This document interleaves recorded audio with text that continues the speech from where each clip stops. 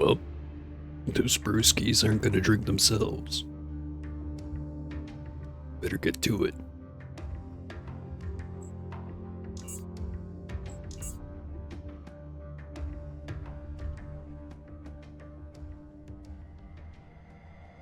Here I am, at the pile of money. Useless.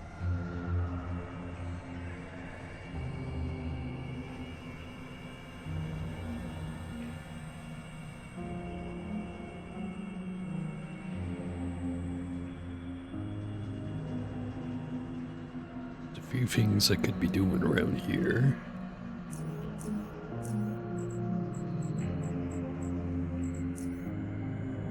Main one I have to do is to help out the mayor with whatever it is he wants me to do, as I've been instructed. Surely there's more fun stuff around here. See an exhausted-looking woman, as her barely open eyes and slugging motions suggest. Removing her blood-stained surgical gloves and throwing them in a garbage can filled with predominantly red contents. Takes her a second to realize she is not alone, after which she barely manages to smile before addressing you. Hello, traveler. My name is Aliza Boudreau, but you can just call me Doc. You hurt? Have anything for sale?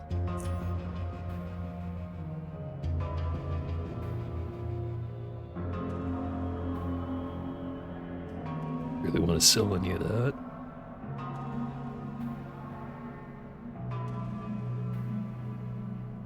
Nothing I really want to buy.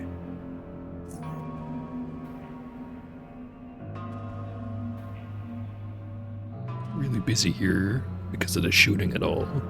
So make it quick. Seem rather overworked or overwhelmed with work. Is there something I can do to help? Overwhelm, you betcha. Any extra pair of helping hands is welcome, but what? There are some other issues I've been having. Takes a few moments before she continues, but she does it eventually. Someone's been stealing medical supplies from the supply locker. It's behind that door over there. Door's always locked, and I have the only key. You're extremely low on supplies at this time, so I have to make every hypo, bandage, and even needle count. If you talk to the captain, I'm sure he could send some men over here to guard the door. Oh my. Yes. Turned to the captain on many occasions. Guards have been posted here plenty of times, but the thing is, we live in dangerous territory and we are short of men. Can't have people stand here day and night. There are so many threats lurking around the rail crossing that requires as many watchful eyes as we can spare. Sometimes I stay here when everyone else is asleep. But being the only doctor in a small station can leave one tired. Fall asleep as soon as it gets quiet. When I wake up, I always go and check the supplies, and often I found something is missing. Never heard anything while I was sleeping here. The key's always with me, yet I sometimes find the storage door unlocked.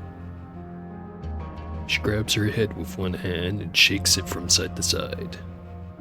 Can't believe this is happening.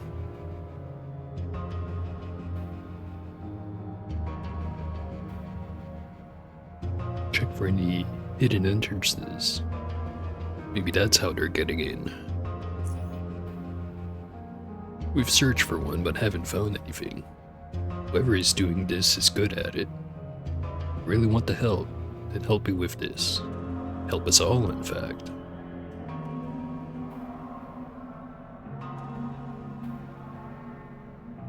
And what's in it for me? Can offer you free medical attention whenever you need it. Deal. Let's catch this thief. She smiles. Great.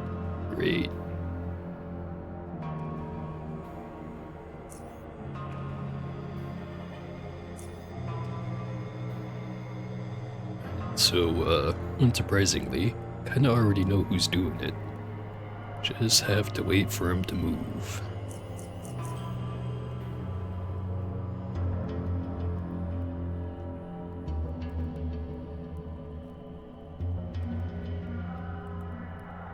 And wait, and wait, and wait.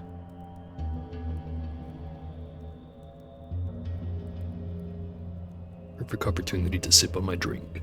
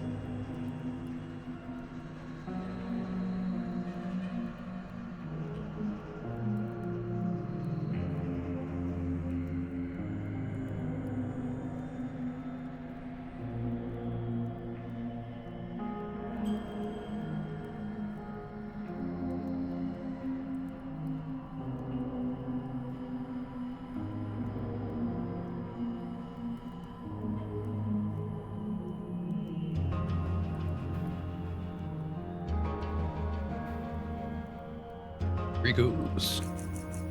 Unnoticed by everyone, except me.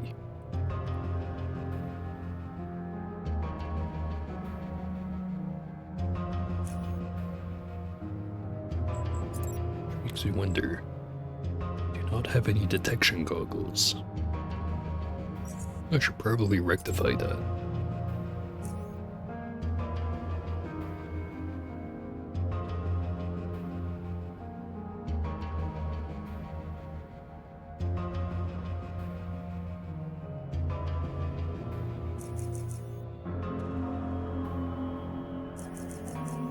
There he is.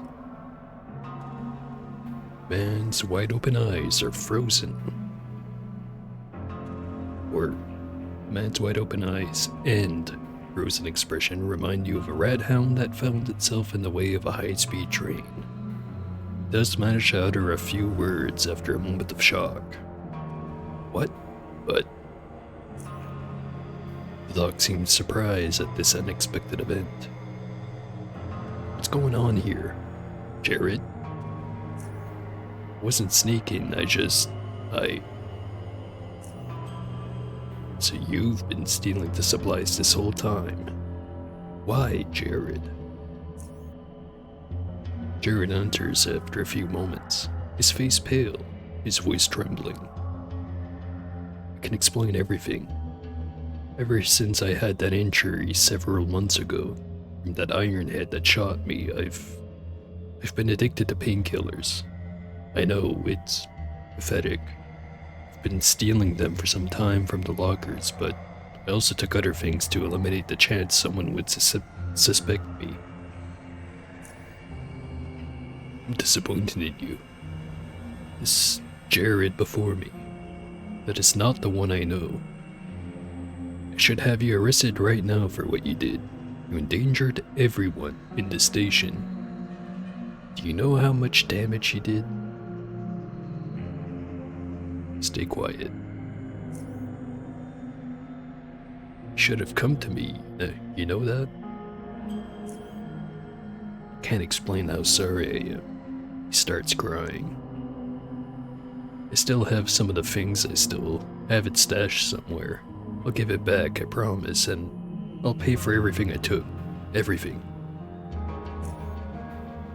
You will pay for everything, definitely. However, I will not call the captain. Instead, you need help, Jared, and I'm willing to offer it. I'll help you with this addiction, but if you give me any single reason to doubt your honesty again, the consequences will be severe. She sighs. Deal? He nods. Paul, you've done your part, and I thank you for it. If you ever need free medical assistance, come and see me. As for Jared, we've got some more talking before us.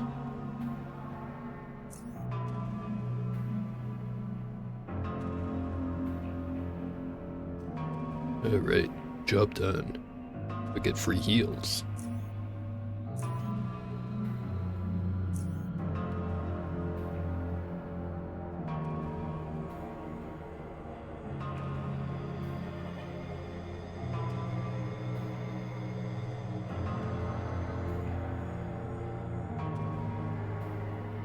Alright, next up.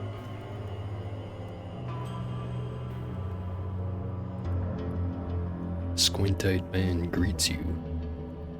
Ah, welcome to Rail Crossing's finest and only bar. Oh, hello there, Ziraf. Not a shotgun build, I'm actually doing a grenade launcher build. It's just, takes a while to get those up and running, you know?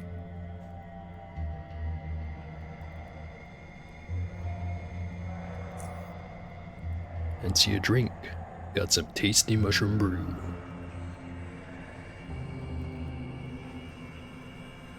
See what he has for sale. Currently playing on dominating. Not very good at it, but we'll see how far I can go.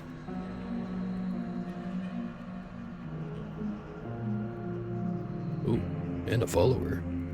Damn, I'm popular tonight.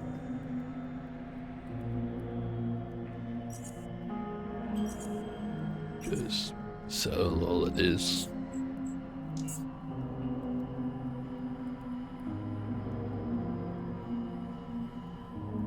Yeah, Deep Away was interesting.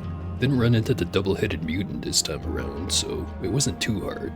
I have run into him before, and oh boy. It's well-earned 3 oddity points I've ever gotten. Usually just play on hard mode. I've played a lot of different characters before. Most of them, again, on hard. Usually I don't do dominating.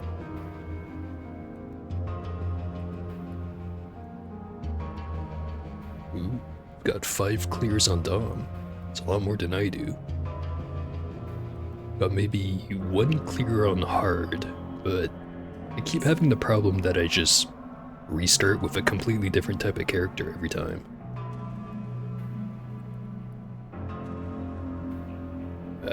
If you only did hard 5 times before going on to Dom, then definitely more hardcore than I am.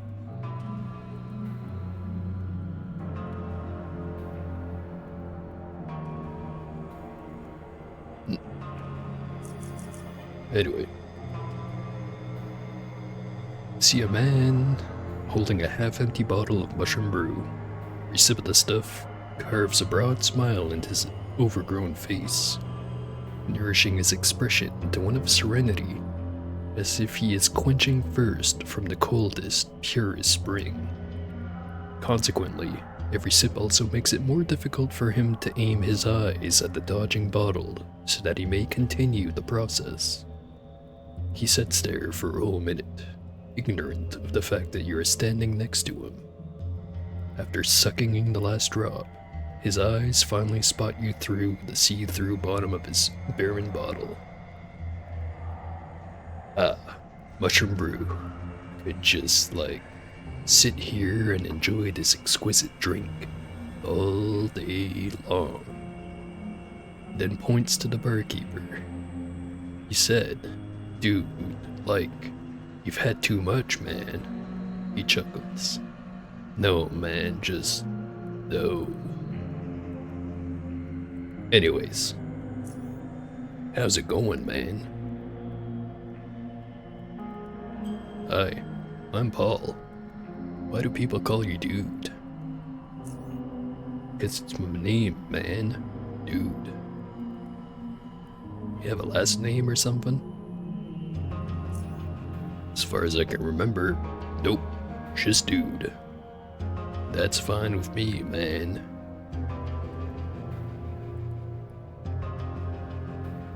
Ever played Disco Elysium, Colony Ship, or You a Scavenger? I have played Neo Scavenger, but I am aware of the other two, although I haven't played them at all.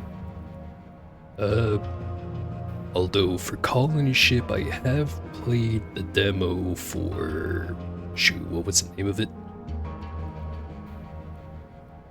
Damn, I forget. But it's, yeah, their previous game they did, which was also known as being hard as balls. Damn it, what was the name of it? Yeah, that one. I played it for a bit. But yeah, I definitely could afford to play some more RPGs, so maybe I should give it a good shot. You know, after this one. Anyway, what do you do around here, dude? Well, mostly drink mushroom brew, but I also have visions and communicate with higher beings. While we're at it, turns towards the barkeeper and yells, "Barkeeper, another one." See, man, it's not easy having these powers. Nah, it's tough. Human knowledge makes my head hurt, makes me tired. Also makes my mouth dry for some reason. Maybe it's the brew.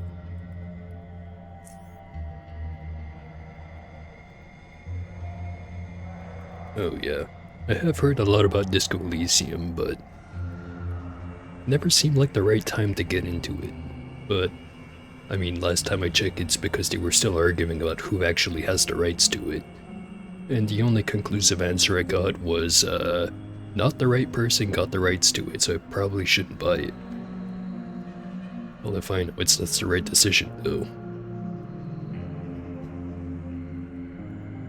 Anyway.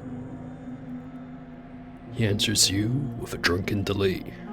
It's not the damn brew, it's the powers, man. Could tell you so many interesting things beyond your imagination. Ooh, hold on. Having a vision right now.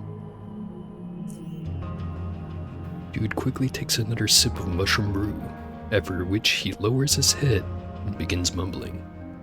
After a minute of his incomprehensible ramblings, slowly raises his head, looks back at you. How's it going, man? The hell was that? What did you see? He seems confused. What do you mean? The vision, dude. What you see in the vision?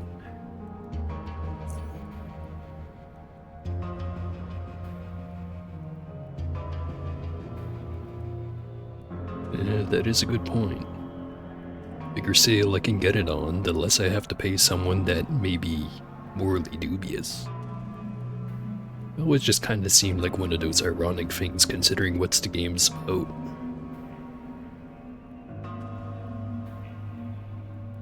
Anyway, back to dude. Oh yeah, the vision. Well, saw you actually. You're going to the east of Rail Crossing. Then you, came upon a set of double doors, and behind those doors, there was a nasty bot. Saw me? Yeah, listen. Once you went past the robot, you saw a ventilation shaft to the right, then you went through the vent shaft. Yeah, listen. I ended up in some warehouse.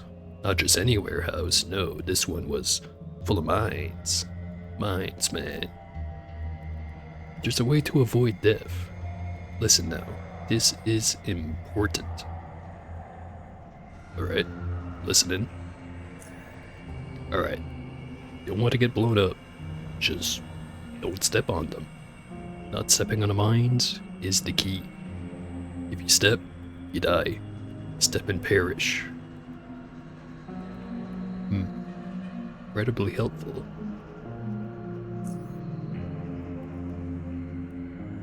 I was playing a mod for Neo Scavenger Extended called Extended. Downloaded the newest version from Discord server. on a Nexus mod is ultra outdated. Lots of great content additions that fit right into the game seamlessly.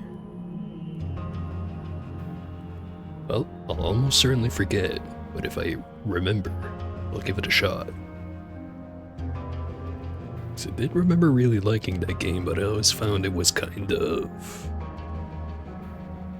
I wouldn't say lacking content, but it felt like you had to do the same thing a lot of the times because there was only like one good progression path, at least for the earlier game.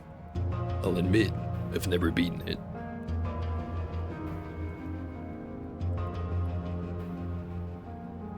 Oh yeah, I've already got that feat. It's practically mandatory, I'd say, because without it, the 25mm are super unreliable. And it also helps the 40mm, but it's more noticeable on the smaller caliber. That being said, I don't have the Punisher yet.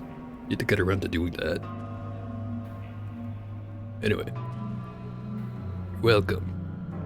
Now, once you went past the mines and entered a small room to the right, there you found a locker. I saw you getting something very important from it. That's where the vision suddenly ended. What did I get? No idea. It's all a bit fuzzy, man, but it was important. Very important.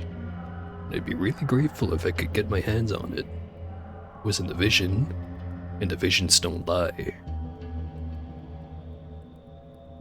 See what I can do.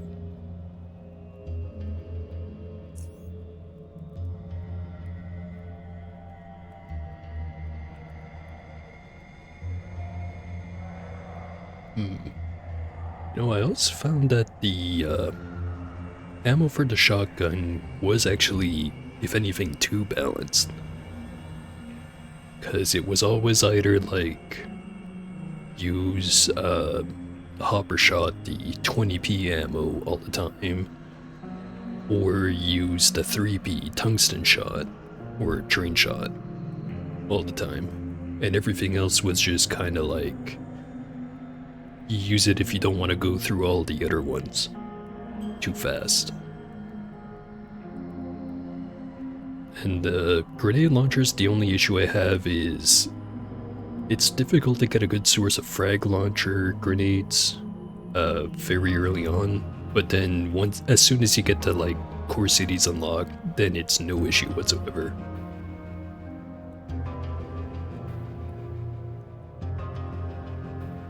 I just kind of hope they don't nerf the way I like to play the game, which is to say grenade heavy. I know that it's been an ongoing balance issue some people have had where like throwing grenades are just a little too good for how little you have to actually invest into them.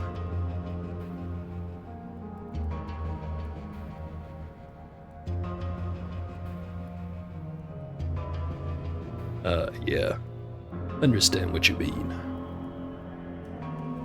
The only ammo I had an issue with is like the rat shot ammo, which it just kind of feels like in between to the 20p and the 12p.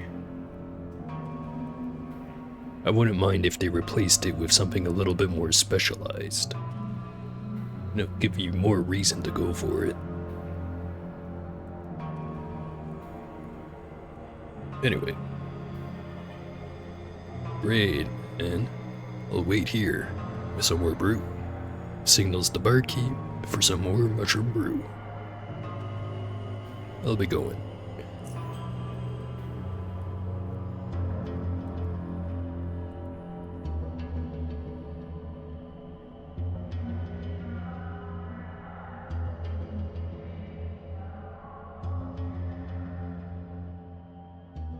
If I remember right, it's up here, then to the right.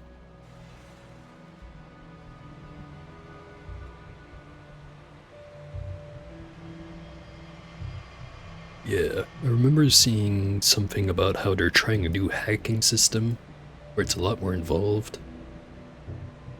But I didn't really look at it firsthand, I just kinda heard from some other people about how they're gonna make it more difficult, but they're also gonna make the minigame more rare, so it doesn't feel grating. Not sure how to feel about it. Guess it depends on what the ultimate implementation looks like, but... Oh damn, died in one turn.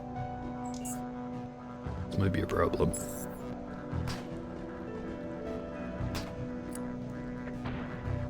Alright, survived this time. Gonna regret it. It did fuck all to that guy.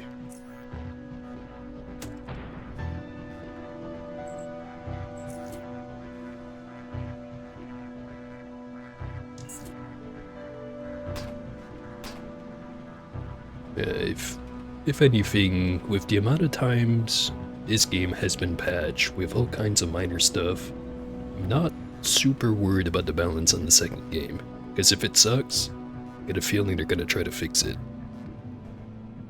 Which is more than can be said for some games.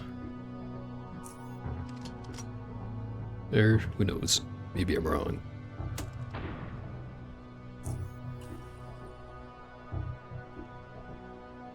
Damn it.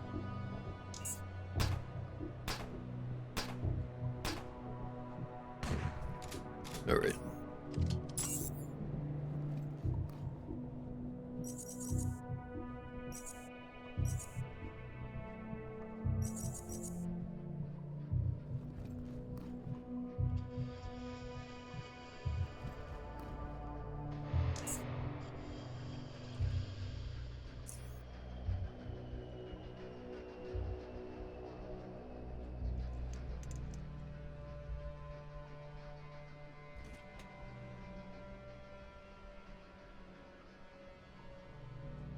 Well, it'll be interesting to see how much more or less relevant hacking and lockpicking is gonna be, because I kinda just treat it like I have to grab it on like basically every build. But that's not because I actually need it, that's just because I can't stand to not know what's in the box.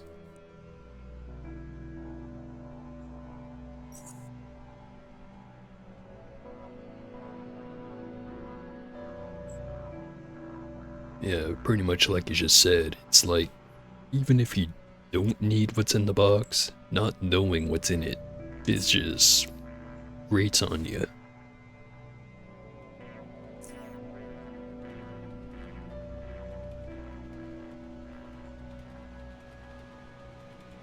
Which is weird because, like, I know there's plenty of free shit you can get by having the lockpicking skill, but I never feel like I'm missing out if I don't grab it.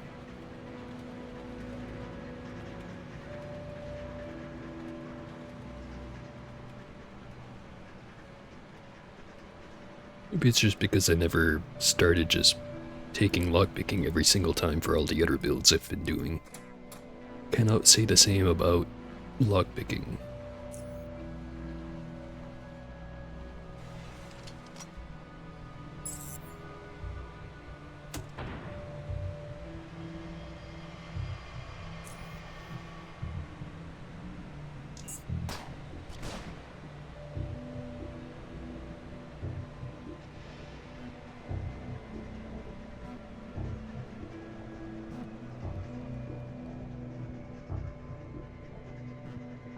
Yeah. It's, not sure if the term, like, optional is correct. It's more like, if you don't have those skills, then you better have something to compensate for it.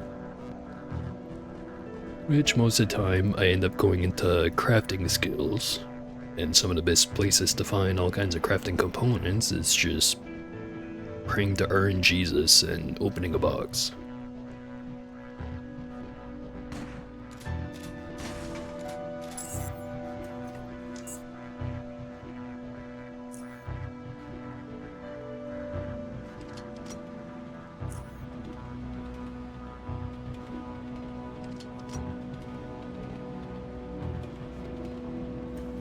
I'm sure if I'm going crazy or if this place is slightly different than it used to be.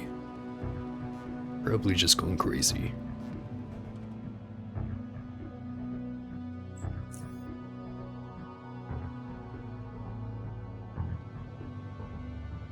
Yeah, definitely agree on crafting being super strong, but they sort of balanced it when they added the ability to upgrade the unique weapons. Because, at least for this build, I know that both a Milkor MGL and the Punisher are actually the best in slot up until like you reach around 140, 150 crafting skills. Which by that point you should be like towards the end of Expedition or towards the start of the heavy duty DLCs.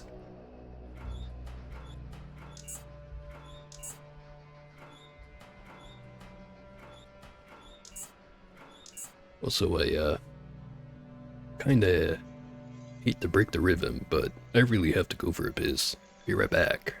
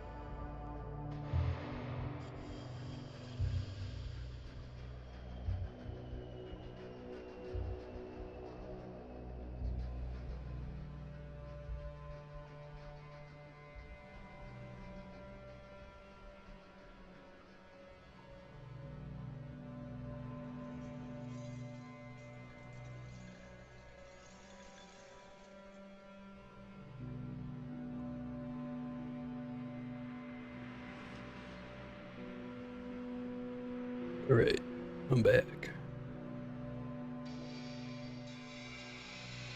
Let me just catch up on these chat messages.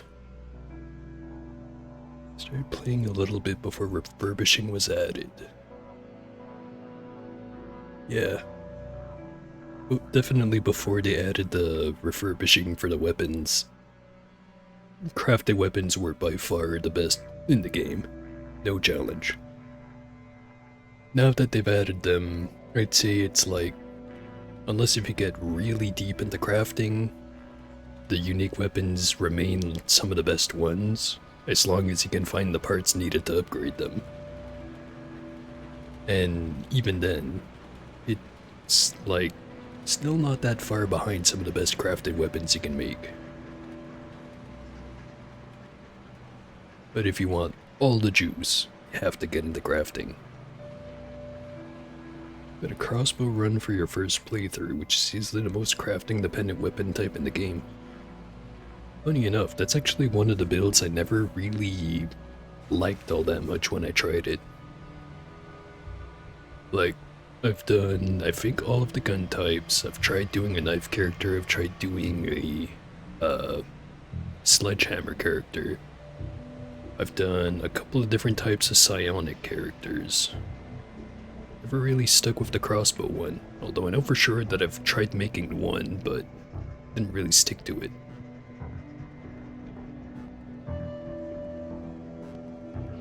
Hacking system of Unreal 2 is looking very different, potentially crazy.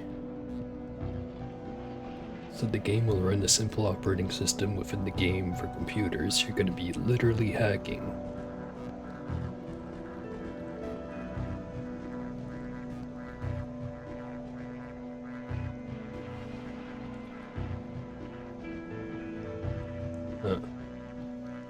Actually, that one's not so surprising considering you literally get to do some freaking in this game, if you know what that is. Just basically just being able to tell tones apart to hack a telephone-based system. Kind of a shit explanation of it, but it's basically what you're doing with the phone puzzle. The one in Upper Underrail.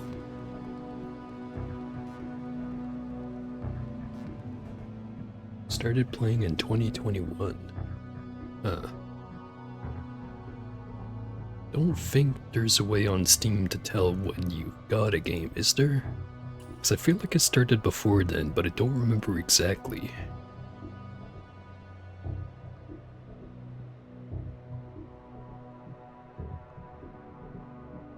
So I think I started...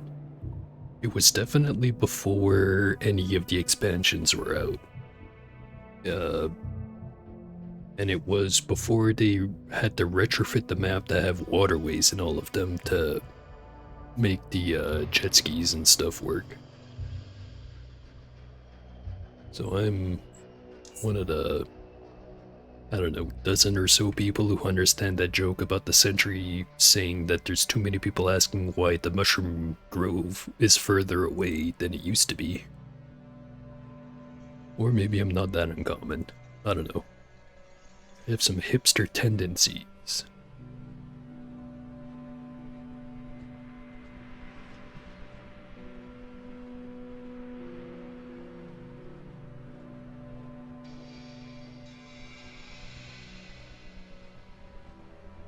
I suppose are goated if you build for crit. Kinda reminds me of energy weapons. I remember liking that build a lot.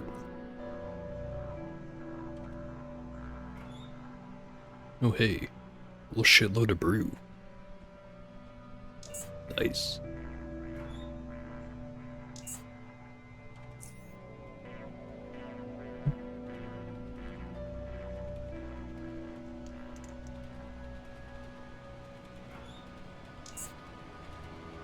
Yeah, funny thing about the Seth video was, a lot of the games that I ended up liking, I ended up seeing in the Seth video.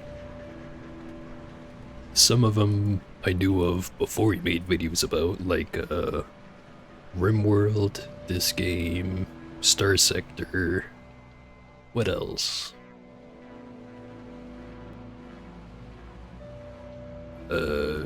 Shoot, what was the name of that one RTS game, the Italian one that he made a review on? Anyway, the one with like the steampunk kind of aesthetic to it. I remember playing that one like, I don't know how many years ago. I remember playing it in a LAN at one point. We weren't very good at it, but man was it fun.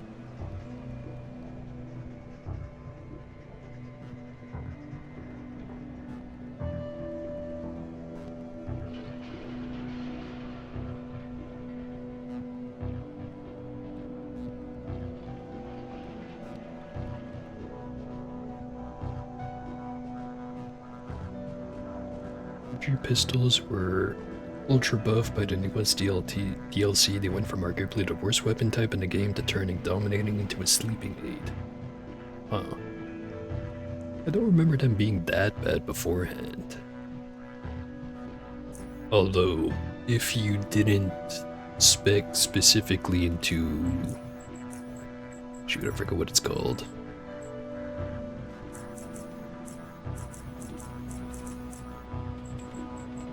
There's one around here.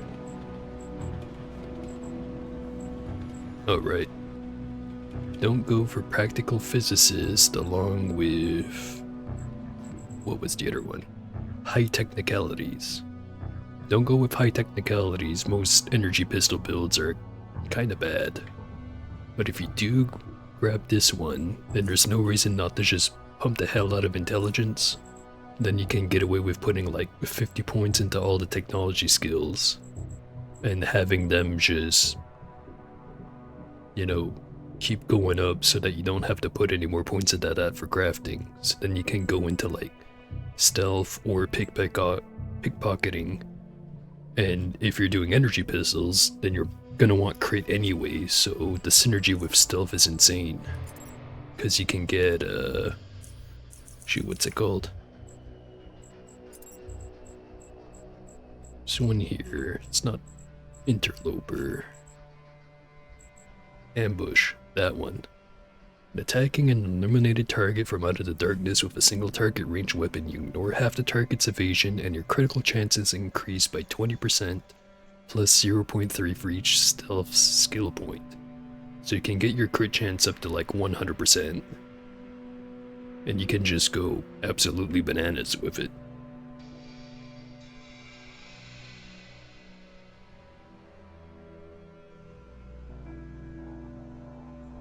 Oh yeah, I think I see what you mean. Takes until, I don't know, level 14 or so before you start really getting online with it.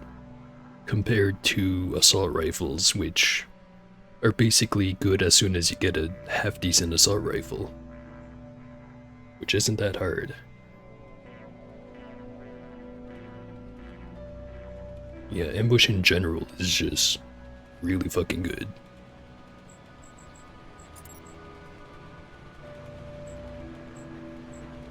Yeah, I guess I kind of forgot to show off the build I'm going for. I'm gonna be trying to do super steel armor, hence the armor sloping.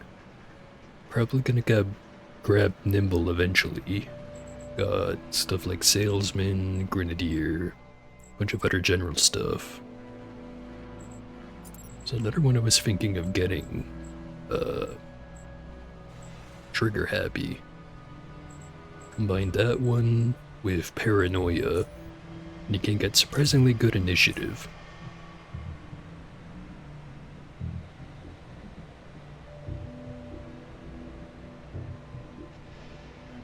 It's absolutely busted with a knife build. You know, knife build's always one of those that felt like there's a lot of different ways to do it. Which, admittedly, I have not figured around with a knife build enough to be absolutely certain of it.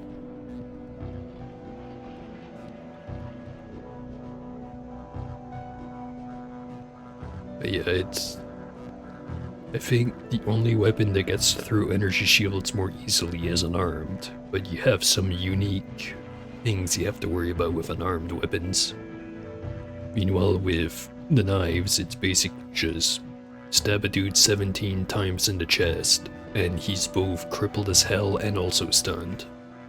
You just absolutely obliterate anyone in a 1v1 fight.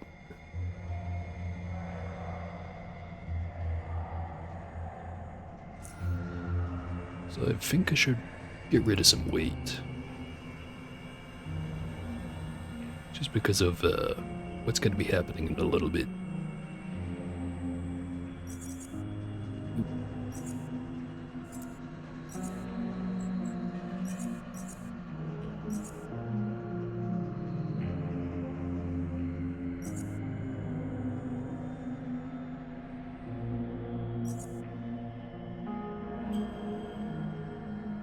Surely there's some more stuff I can drop.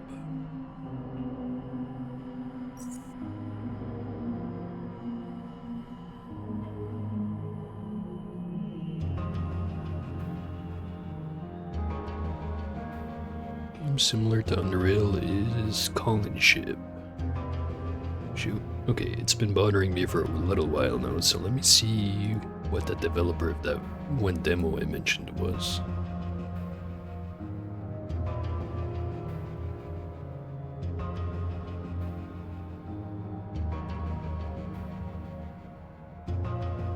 Iron Tower Studio. Right, that's the name.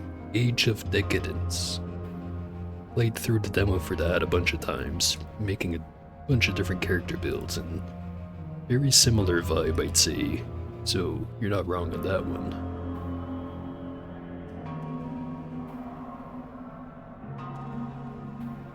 It's a pretty good top 3.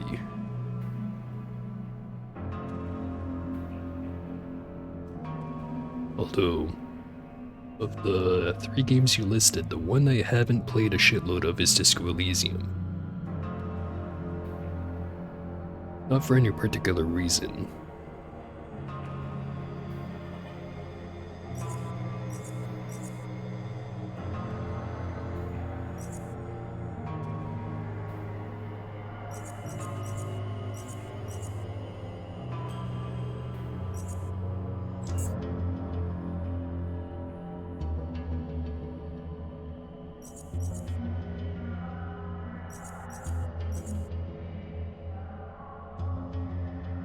Right, this should be enough weight.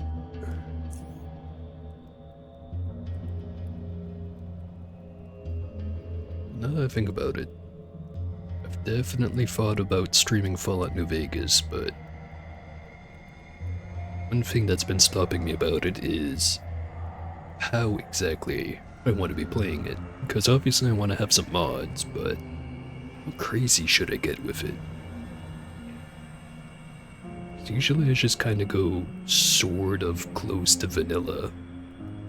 Usually use, I think the ultimate version of the J Sawyer mod. Because it does some changes I like, some that I don't really like the inventory, maximum weight limit. That one's kind of just,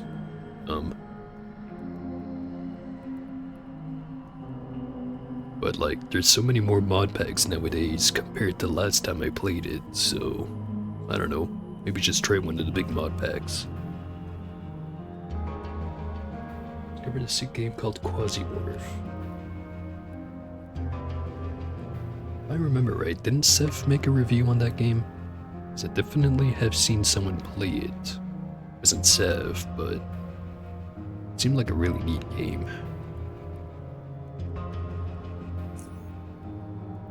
Right. So let's get back to talking to Dude.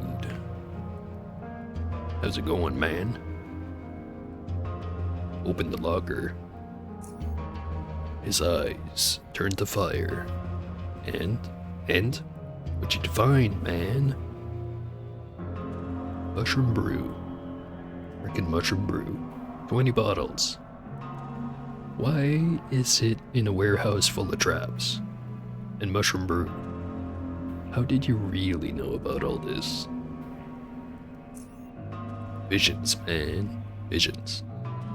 Don't know about the minds, though. Didn't put them there. That's what you're implying. Can I have the brew now? Yeah, have it. Thank you very much, man. Now, if you'd excuse me, I have to test the quality of this beauty. He does not get the chance to taste the nectar, however. In an instant, he becomes voiceless. His joyful eyes turn vacant, and his smile collapses into utter slack-jawedness. And then slumps forward with his hair dropping over and concealing his face, thus marking the beginning of another session, another vision. Fortunately, this time around, his words reach you with more clarity than previously. Homes you must find, caves you must reach. Like, seriously, a lot of walking. Ingredients you must fetch. Giggles. Journey, journey. He shrugs. Journey.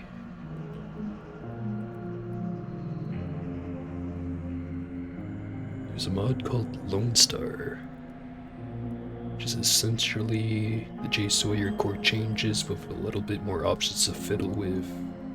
Doesn't suffer from the issues of random omega buffing or nerfing random items for seemingly no reason.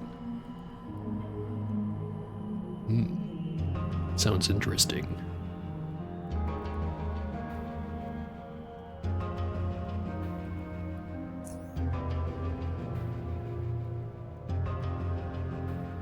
He lifts his head.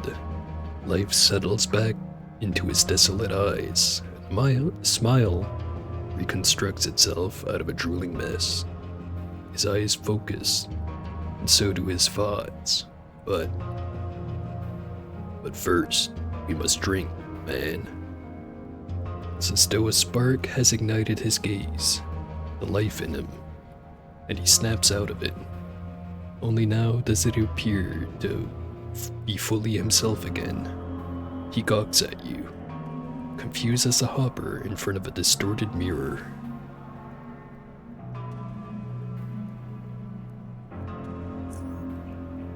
Smiles. How's it going, man? Damn, time sure does fly when you're enjoying the brew, man.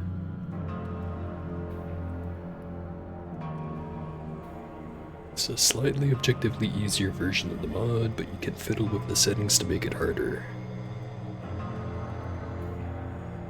Yeah, I'd probably have to do that. Last time I played New Vegas, I tried doing very hard on hardcore mode, and I mean, it's kinda challenging at first, but eventually it just kinda turns into the same game all the other playthroughs are, but that might just be because I enjoy going explosives with unarmed attacks. You get some fist weapons that are just absolutely retarded in that game. Like, retarded in the good way.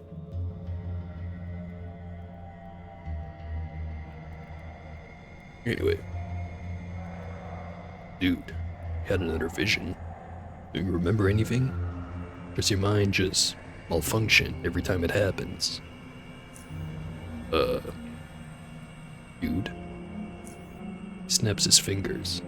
Right, the vision. You know, I've been a lot of these visions involving you lately.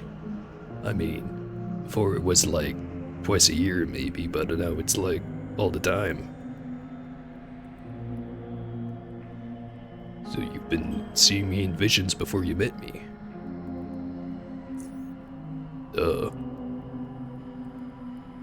So what do I do in your visions? Well, don't remember most of them, come to think of it. You know, sometimes you do stupid things, sometimes you do awesome things. You know, man. 'Cause it's you doing all of that. Right? And what about this time? Checks himself for some brew, producing it a moment later with an ear-to-ear smile. The table is now littered with bottles of mushroom brew, 10 for you, 10 for him. The vision. It is difficult to explain this one, it requires a prepared mind. And to get to that point, you're gonna need some help, man.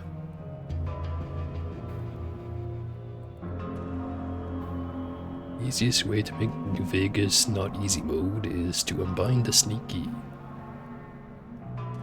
That is a very good point. Even in the builds where I don't try to use sneaking too much, I end up just using it all the time. Kinda feels like the type of game where either every fight you run into is already kind of prepared for you before you even turn around the corner, or you're the one who's prepared for when they turn around the corner. So it's just kind of always a good idea to invest into stealth, so I always do end up investing into stealth.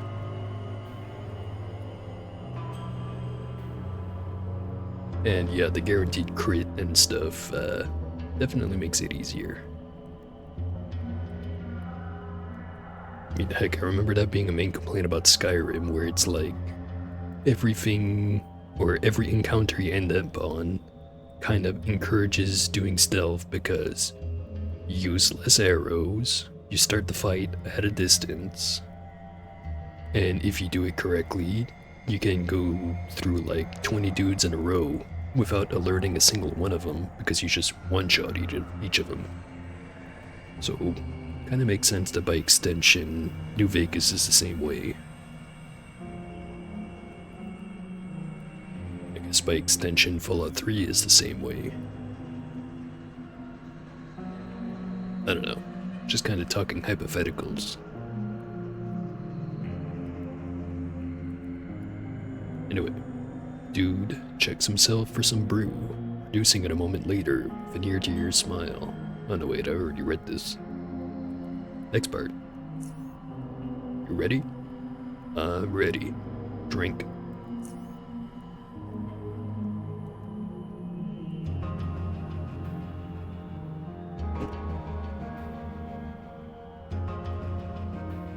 You aren't sure how much time has passed, but what you are sure of is that the wretched gravity has now become your new nemesis. The vilest, most evil of all forces of nature simply won't leave you be. Its imperceptible claws are toying with you, prodding you, bullying you into kissing the unwashed floor. And what may be the worst of all, its ultimate objective seems to be to deprive you of your precious liquor by puppeteering your hands into spilling it all over the table. Dude seems to be resisting this force's devious influence, a stoic, staged by terror itself. The passing patrons observe your struggle, but the more you feel their stares, the less you give a rat's ass.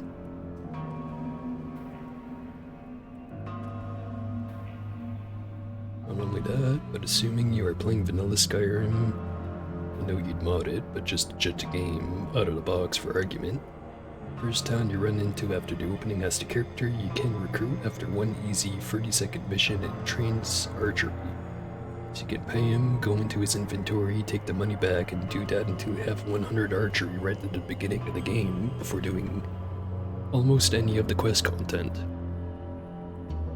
To be entirely fair, although I guess I should be more transparent with it, I'm not exactly the biggest fan of Elder Scrolls game, but just going off of what I hear, Morrowind is somewhat similar in the sense of, as long as you have money, you can become a master of basically any skill. And getting enough money to do that is kinda just a matter of time, because it's the type of game that almost invites you to break it open. Not that it makes it okay for Skyrim to do it, because it's kinda shallow in a lot of ways, but I've complained too much. Anyway, back to Dude.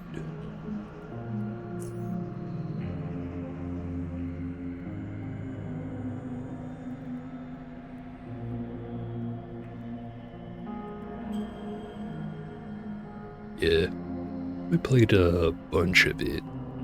Now, I have a hard time saying a bunch, more like I played through the opening parts of it, and then just kind of bounced off once I've found a way to make infinite money out of making potions. Definitely didn't accidentally read a comment on a YouTube video or something telling me exactly how to do that or anything. Fallout 4? I've played a bunch of it.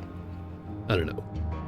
It's one of those weird games where I like the gameplay, but there's a lot of parts with it that I don't like, but I have a hard time exactly explaining what's wrong. Although, I should definitely try just throwing a pile of mods on top of that game and trying it again at some point, because the last time I played it was like 6 months after the release when there was basically almost no mods.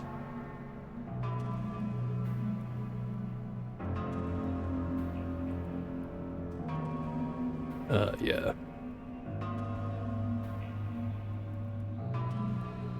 Agree with that comment. I've seen people mod it into a survival game, in the sense of I've seen some thumbnails of YouTube videos where that's what they're doing, but never really watched any of them. I don't know. I feel like I have a problem with talking about the things that I've allegedly seen, so I'll just kinda shut up now.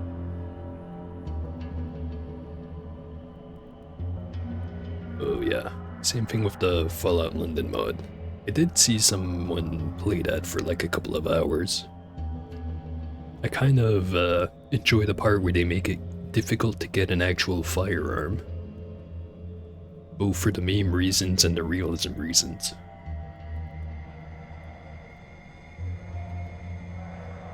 Anyway, enough stall. This guy appears out of thin air. His lips move, producing sound. Everything he's saying is slurred words, fuse into a very long one. You still nod. He seems familiar, maybe. But hold it, he's talking to Dude. Dude answers in a foreign language. The man leaves. Yo. As soon as you speak, a brew appears on the table before you. Feel sudden, overwhelming thirst. Never mind. Continue drinking.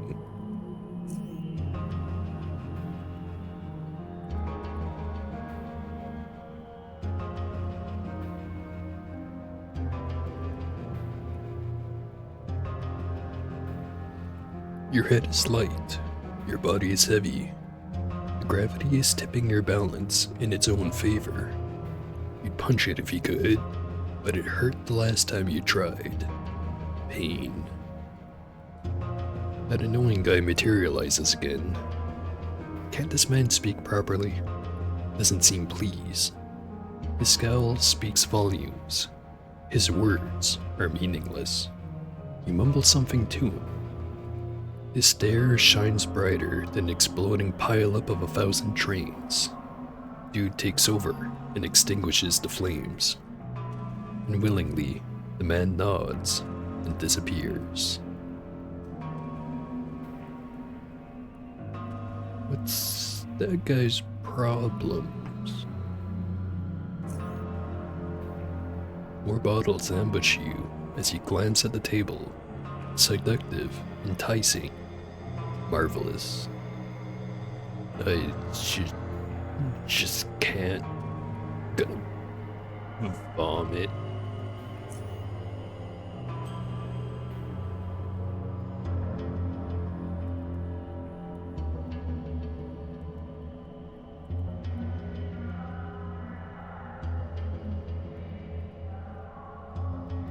Yeah, I get what you mean, but at the same time, it's the final boss. Shouldn't it be the hardest thing in the game?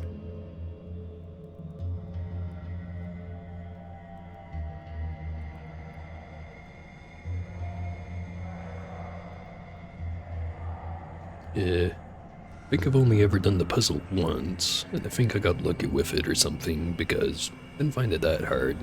But I've seen lots of people complaining about it, which is why I'm assuming I got it easy.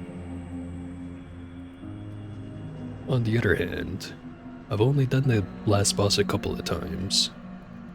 And in comparison, I've done the, shoot, what was the name of the puzzle?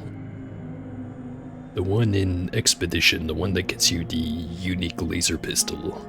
I never used a pistol, but I do the puzzle, like, every time. The cipher puzzle. Yeah, that one.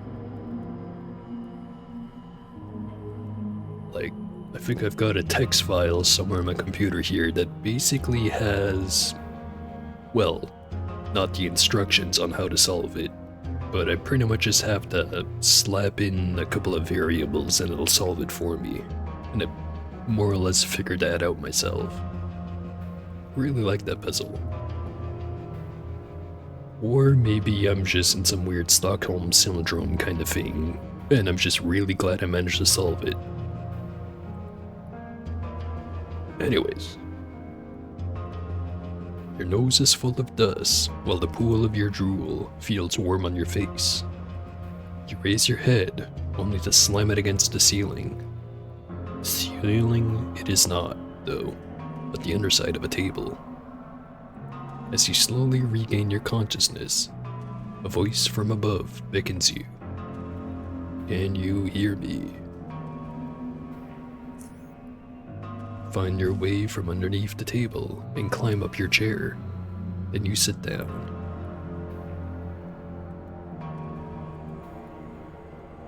Never did any of the puzzles other than the super easy ones like the utility bot. Understandable. They are technically all just optional after all. Maybe I'm just a weird type of completionist where I feel like I have to do them every time.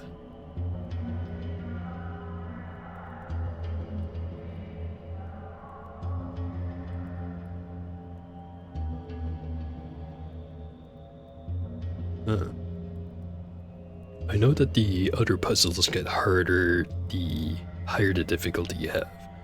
And I remember completing the phone puzzle, and I forget if it was on hard or dominating. I'm pretty sure it was just on hard. But I forget what perception does for you on that one.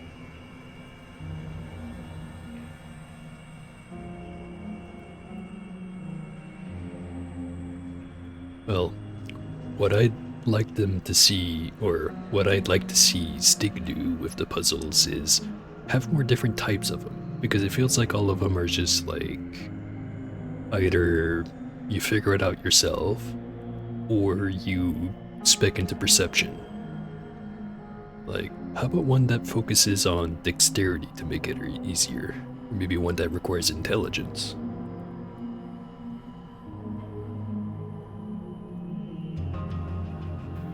Yeah.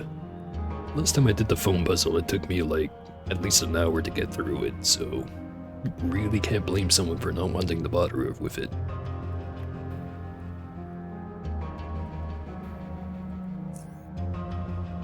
Back to the conversation. Man, how you feeling? Great. Glad to hear it, man. That means it's working, man. That means it's working. I was scared for a moment, you know, not because of the things that happened, but because we ran out of brew. Had 2 more on me, and those tasted odd, man. Maybe they were spoiled? But once we went through that, I had to get some more. How'd you get more brew? I have my ways, man. Don't you worry a thing. Now, man, listen. Hey, listen.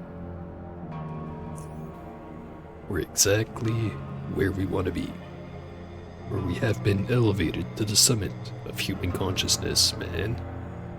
In this state, our minds are capable of seeing over the thick mist of our earthly senses, and understand that our reality is so much different from how we normally perceive it. And that it is not the only one. New curves, new details, new rules, new worlds. And once our minds finally fathom our reality in its true form, only then will our eyes be able to see the rifts in its very fabric, through which we can reach its every corner. Well, maybe not every corner, but at least 5, or even beyond. This is crucial, man. Look around and tell me, how does everything appear to you? It's all a bit blurry, shaky. There. That's what we need. We now perceive the world alike. You ask me what you did in this vision. I will show you, and you will do it again. Show, don't tell. Some rope geezers at the station always used to tell, or yell. And he was right. Drank battery acid and died a week after that, but he was right. That sounds nice. What's the first thing we need to do? I mean, dude. Thing is, the vision. In it, I saw homes, caves, a lot of walking, big ingredients of some kind, a journey. You and me, man, together on the journey. And what's at the end of the journey? Get something good?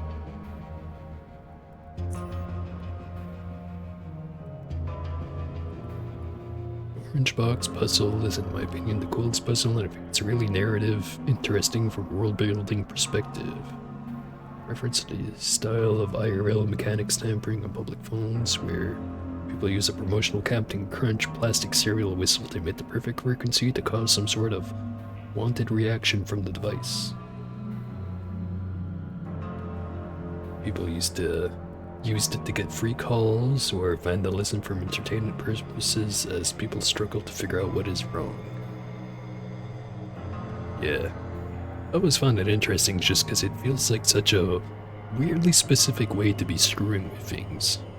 Just call into an automated system and play a tune at an exact right frequency and watch the mayhem ensue.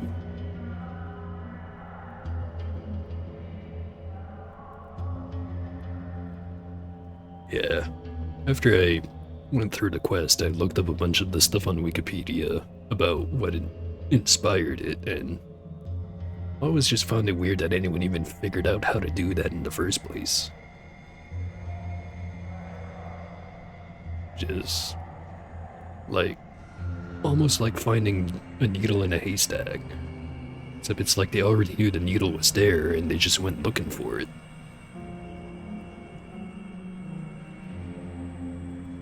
Crazy. Anyway. Man, what the hell? Have you learned nothing so far? Why do you live if not for the journey of life itself? Do you stare at a lovely butt so they can just say that you saw it? Or to like, appreciate the curve and the firmness, man? Do you swear at passerbys just to see them walk away? Or to find amusement in their confused and agitated expression? Do you drink just to get drunk? Or to become a better man? The end is not what you should care or even think about. And to get something, get what? Coins? Booze? That'd be good though, but still, what do you want? Some abstract thing that will make you feel like you've accomplished something. You don't need that. You need to absorb yourself in the journey and enjoy it while it lasts, man. That's life, man. So relax and let dude do his thing. Like, trust me, 'cause I too don't have a clue what the point of this journey is and what's gonna happen along the way. Better than a few bits I already spoke about. Do we have to? Do we have to? Man, what have you been drinking? You do not ignore your vision. You do not say to it, well, vision, like, no. Do not kick it in the shin and run away like a little girl and hide in a hopper's crevice. A vision shows you taking a journey. Better make sure you take the damn journey, man. Catch my, like, drift? Yeah. It's our first step. Ooh.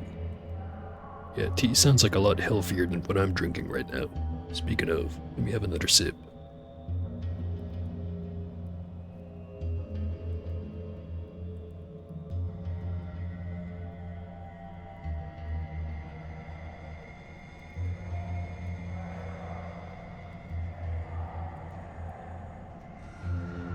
I got greedy. Went for 2 sips.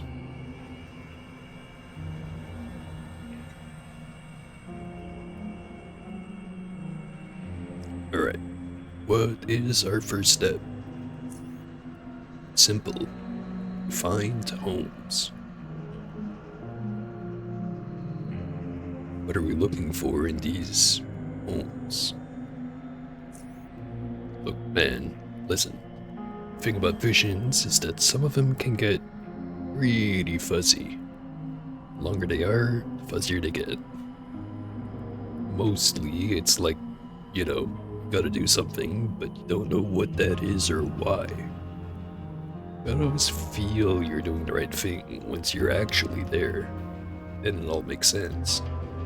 It's the intrigue, man. And the unknown, which makes visions so intriguing and unknown. Know what I mean, man? Therefore, don't know exactly what we are gonna find there, but for sure it's gonna lead us to our next location. Our next step in the vision. Probably. Okay, follow me. We're gonna start with the core, because that's the only one I can remember right now. Follow the dude.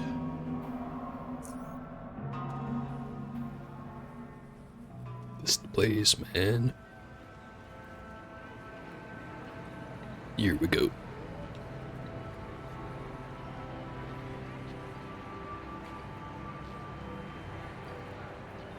What in the filthy barrels?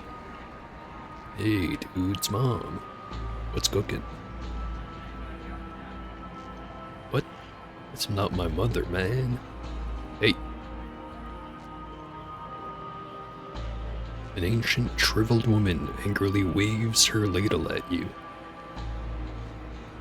And sons of drop-offs. I wanted some zone-ass bastards a barging into my home. I would have never left a drop zone. You boys leave this place now. You.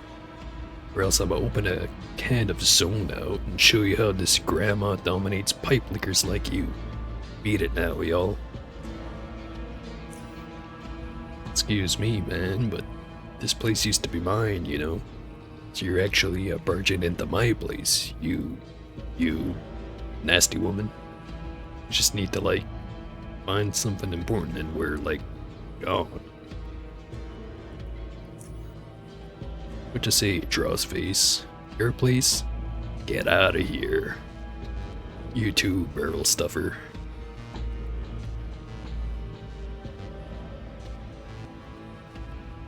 How about I pay you 100 charons to fuck off? I am offering you 5 charons. But that's a pittance. Ain't gonna let you in for that. 20. Not bad. But if you think one is so important, it ought to be worth some more, right? 50. Damn it. 100. She pockets the coins before you even realize you gave it to her. Dominating. Free to do your business. Probably overpaid for that one. Just be quick. Don't make no mess, dig. Or else. She threatens you with her ladle. Dude looks around the room. And this place looks like so much different. We'll start searching. If you find anything that looks important, probably is. Let's go, man. Let's go. Got it, dude. Thumbs up.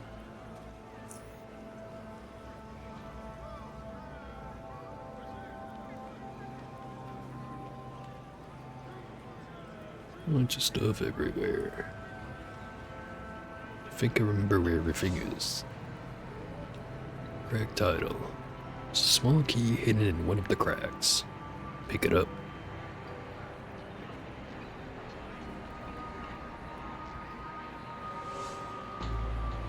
Something odd about this panel. panel looks somewhat odd to your restless eyes. Just staring at it for a while, swaying from left to right, like an indecisive pendulum. You notice that this panel is slightly convex in comparison to the rest. Touch it. The panel is loosely secured to the wall and could be removed without too much trouble, you judge. And for some strange reason, the thought of riding it down a flight of stairs races through your mind. Provokes a mischievous smile. You quickly forget what it was you were smiling about. Remove the pen.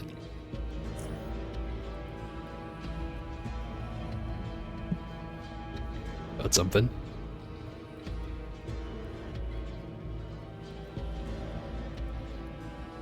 You can do it. What are you two doing over there?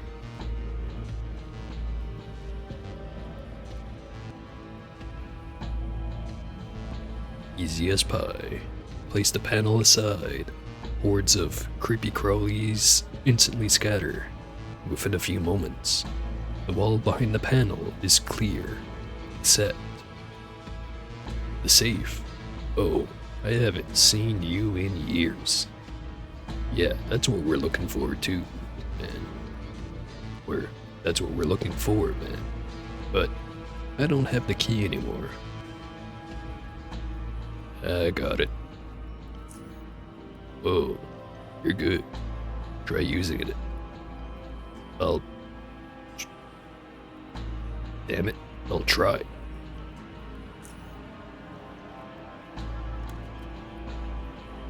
Unsaturated psionic catalyst.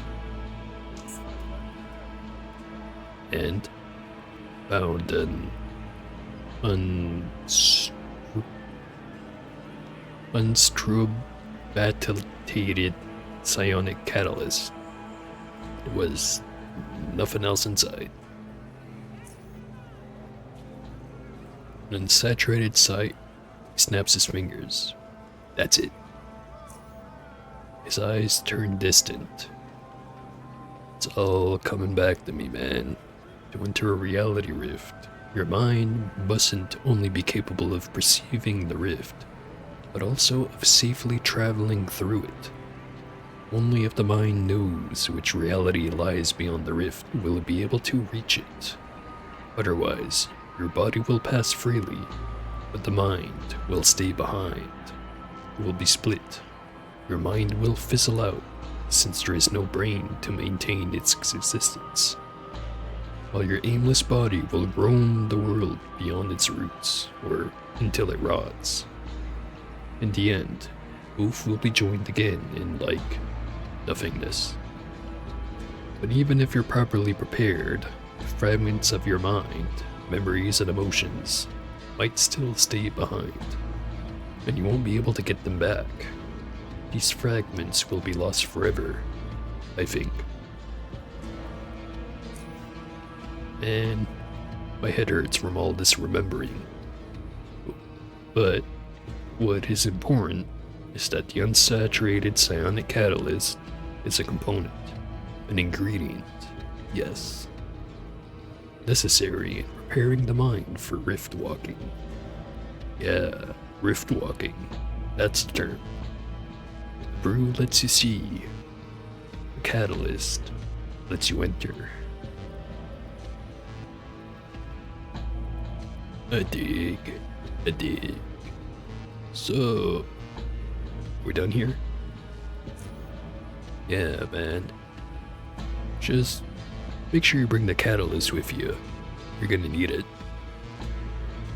And where's the next stop? Yeah, man. But the answer to that would be here. Oh well. We'll do some walking until it dawns on me or something. Ready to go? Yeah, let's go. Okay, now, how exactly did we get inside this place? Follow along.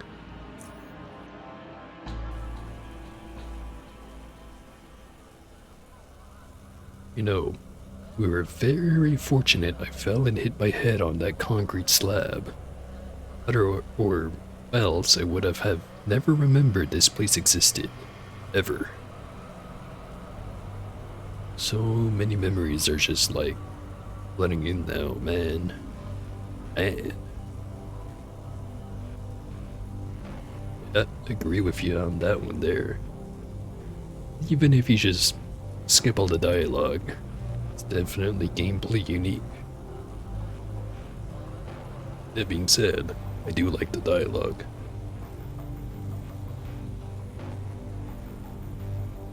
Why'd you relocate so often? Ah, there are many reasons. People want to kill me, robotic ghosts following me around, nightmarish creatures appearing in my house, it being too damn noisy. Usual stuff, man. Can't remember why I left this place in particular, though. Must have been the bandits throwing grenades down at me or something. 'Cause I remember one time waking up to a grenade blast. Yeah. Anyway, let's go in. Can't wait to see the old place again. Okay, follow me.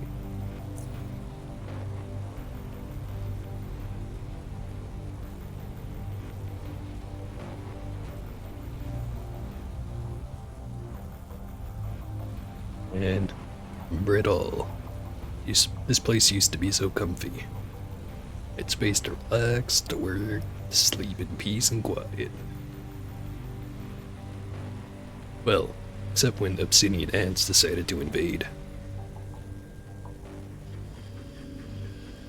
There's my desk, there's my workshop and sleeping quarters. There's my old sofa, my fridge. And didn't I have a rug here?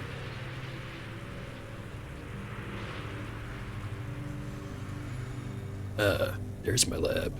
My lab. What we're after, it's gotta be in there.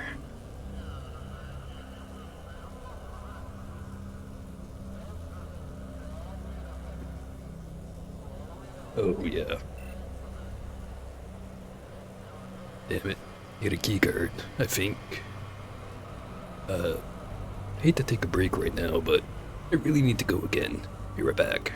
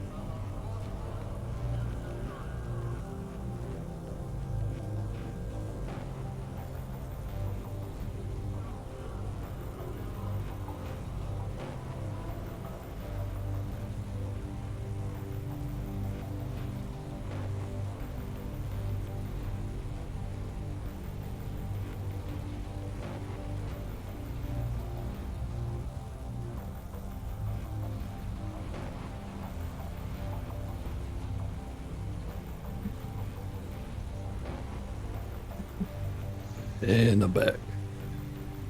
Apologies for basically running right out of the room just earlier. Kinda felt like my bladder was gonna explode. Hopefully you understand.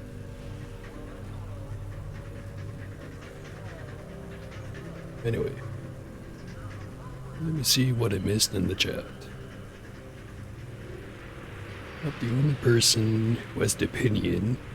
The more I play the game, the more I realize why this game is unpopular despite being good. I don't think there's any better example than first impressions. Think about how bad the first 6 hours of a new player's experience is in comparison to the rest of the game. Gotta do a lengthy linear series of chores for Tanner, no personal investment, and then work for some gangsters for a bit, and fight some mutants. Then and only then does the game really start in an open world / RPG sense. And then the game significantly improves. Yeah, no disagreement with me there.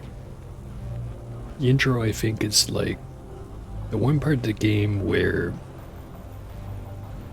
I don't know, I feel like it could be better, but at the same time it makes perfect sense to me why it is the way it is. It's kind of like both a tutorial and a torture test to see if you made a proper character. Because if your character cannot survive Deep Away, it almost certainly cannot get to the end of the game. While on the other hand, if you can make it through Deep Away, you either know enough about the game that you can get through the rest of it, or you made a build that's good enough to beat the game. Or maybe it's more complicated than that, but yeah, I don't blame someone for thinking you basically have to go into the game with a build already in mind, which, how are you supposed to do that when you haven't played the game yet?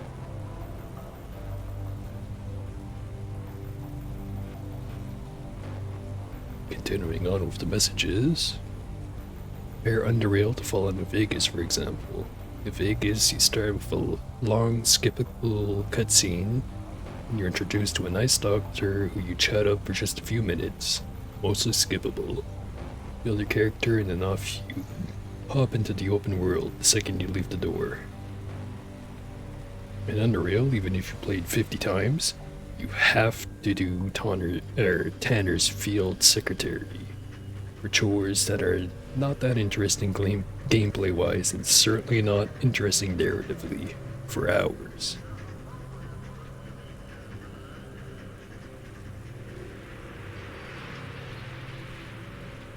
Yeah, I think it's it's kind of like I said earlier, where it feels like whatever character build you make has to fit the vague shape that lets you complete Deep Away, and everything leading up to it is kind of just hammering it into you that you have to be able to complete this part. So, very stiff, very inflexible, but at the same time, understand why it's required. Not that it makes it right, or good, I should say. Right and wrong is a kind of a different thing.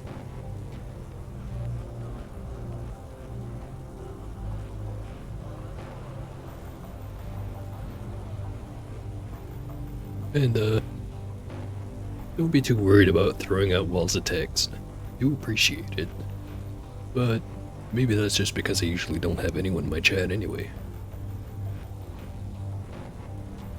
Just appreciative, no? Glad I have games to play. Glad I have some other fellow nerds to talk to it about. Anyway, what was dude saying? Damn it. Need a keycard. I think I even saw that in the vision. Yeah, damn it. Why'd I have to lock everything and not bring the key with me? Move over, I'm gonna hack it.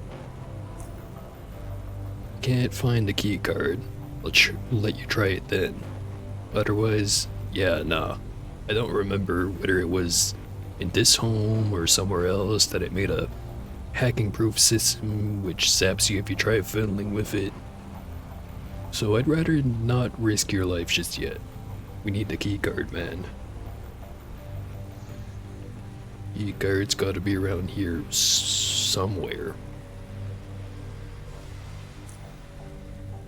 Oh. Take a look around. Gonna stand here and figure out how to process all these memories from the past. It's hard work, man. Hard work.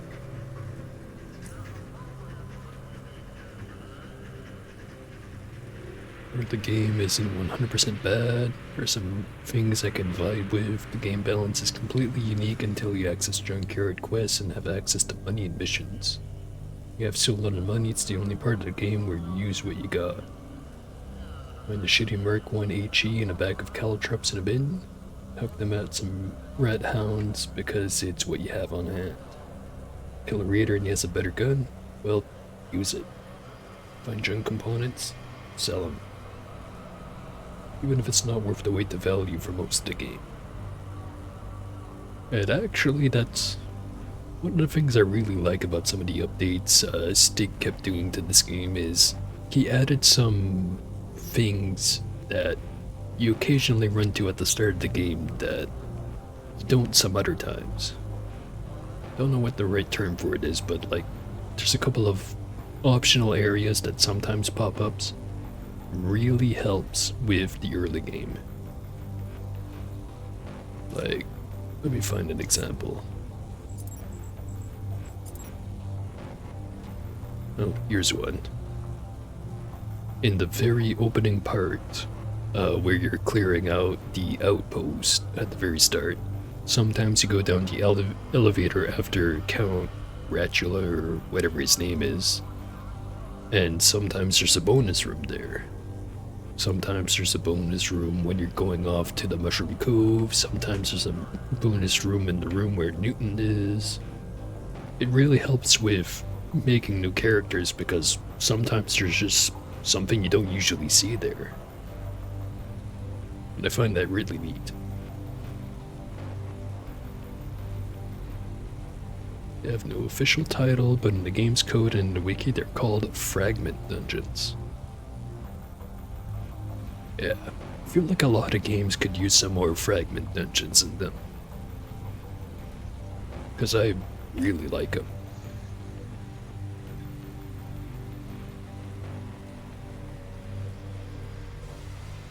Anyway, start looting. Starting with this brew. Biocorp Electronics North TX1000 printer. Doesn't seem to be working anymore though. Guess I don't have to replace a toner cartridge on something like that.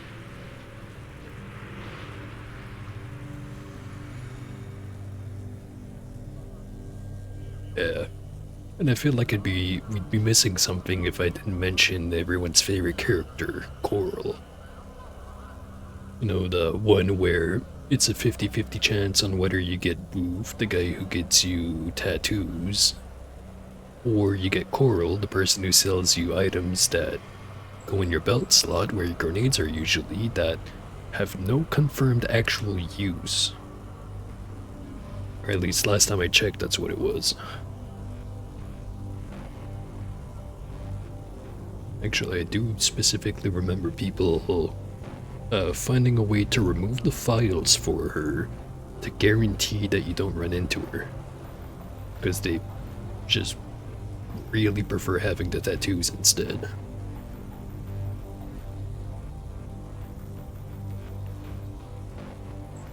Which actually that reminds me of another thing. There's something kinda like fragment dungeons that is only applicable to dominating.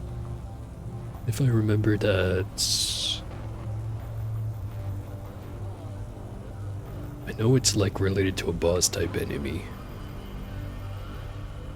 I think it's one of them. You get to go to where the broadcast tower is, which is basically like an in-game dungeon where you have to worry about cold damage and stuff like that. But I forgot what the other one was. But yeah, it's a 50-50 chance that you get one or the other.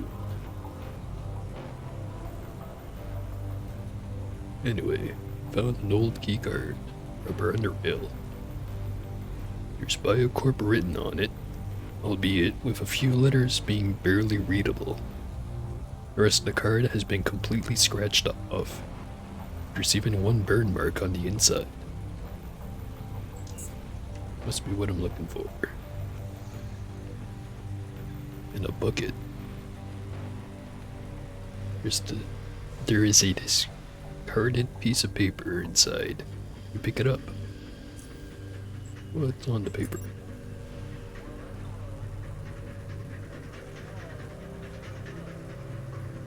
Personally don't care much if I get coral or not. Always buff in disappointment when I see her, but I don't bother altering the game for it. Tattoos are so much better. Only use for coral is a Deathstalker charm ever so slight. Increases stuff for a little bit when you squeeze it, so you can stack it with a cloaking device.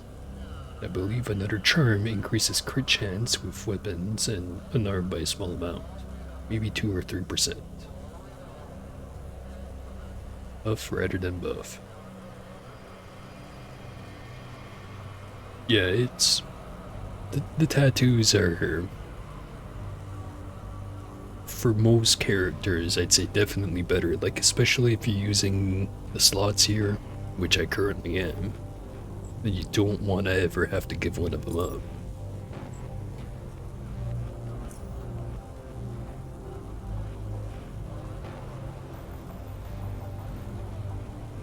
Yeah. Although that being said, the tattoo effects aren't exactly super huge, and a lot of the more effective ones basically require that you already basically beat the game anyway. Like the one for the Shadow Lift or the one for killing Chorch. So overall it's a super minor thing, but that's not gonna stop people from obsessing about it. I try not to be one of those people. Try. Anyway, let's keep staring at stuff. Each of the 3 bottles is marked with a number. 79, 55, 11.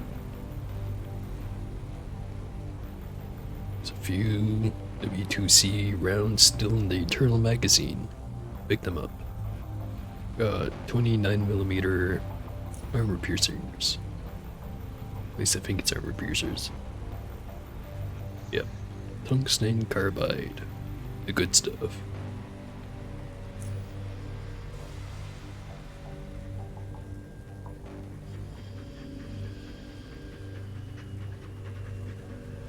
Yeah, a funny thing that I'm thinking about now with the slots is technically my build is going to rely on them a lot, because at least it was the case for last time I did the content in hard mode. In the heavy duty area, if you do not have the torch, that area sucks a lot if all your weapons fire grenades. Because it's basically the only way to take out the anti-grenade bots. For lack of what their actual name is. Full of all kinds of tools. Some barely in one piece, some good as new.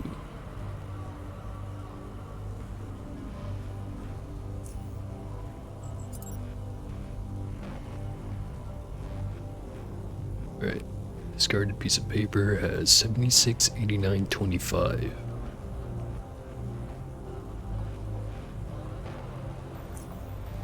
Never actually collected the ethereal torch. Yeah, it's not surprised the average person hasn't found it, because you have to do this quest line, and you have to do expedition, and you have to think of using the juice when you're near the Shadow Lift. But its main use, other than any expedition DLC, is in the heavy duty DLC, because it's basically a form of grenade that you can use that doesn't get intercepted by the drones. It's a dubious utility on anything but dominating. Power box meter shows 67, 33, 82. Alright, so we've got the three number combinations. 76, 89, 25, 79, 55, 11, 67, 33, 82. You know what? Just gonna make myself a notepad file, type all of those in because I'm sure as shit not remembering them.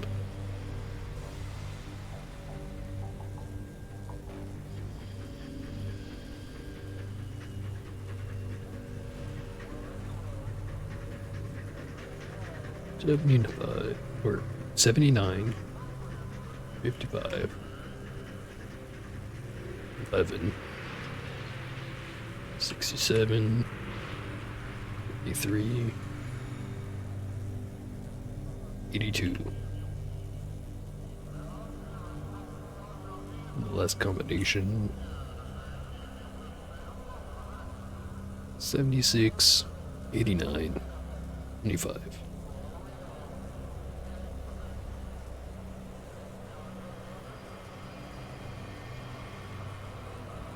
Alright. Now I can solve the puzzle. Before you is a dusty console displaying oddly corrupted content. Namely, you see lines of letters and numbers. Yet, these are arranged in a way that conveys no apparent meaning. And you're positive that this isn't due to the state you're in, rather, that it is an actual reflection of some kind of malfunction. Below the display, the console contains a few simple buttons, labeled on, off, reset, activate, and deactivate. It seems like these buttons, too, haven't been touched in years, judging by the thick coating of dust covering them.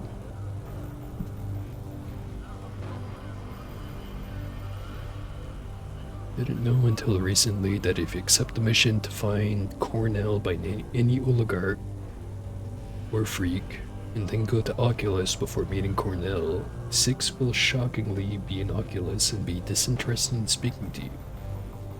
If you ask as if who is the guy is, and this is obviously the earliest possible time to meet him, as if will tell you to leave him alone after DC is completed at the end.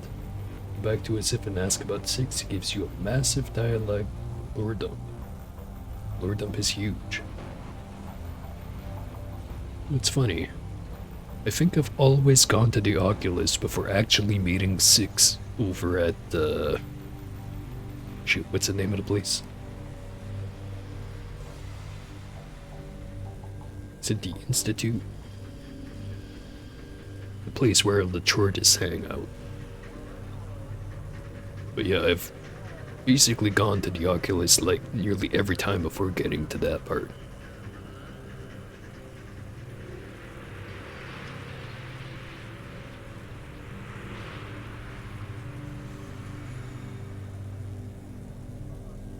Anyway, what was I doing? Oh right, taking a sip of my drink.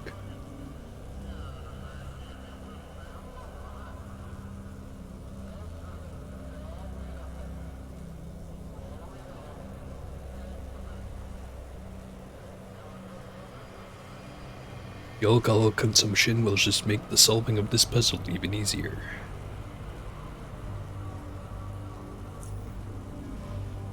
Dude gives you an impatient look.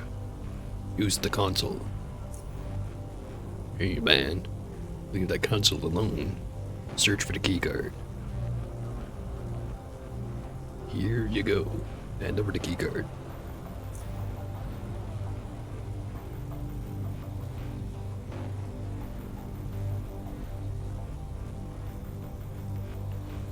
You can only meet 6 after accepting the Cornell hunt, but before meeting Cornell. Such a small time window that is extremely unlikely will happen by accident, as the player would probably just go from the quest giver to Cornell, as this game heavily rewards focusing on the objectives. Oh yeah, I think I know what you mean. Like, when you accept the quest to go find them, and before you actually go run into him in the sewers. What? I'll try to remember that and actually go talk to a Sif before that. So I'm not 100% sure if I've actually done that.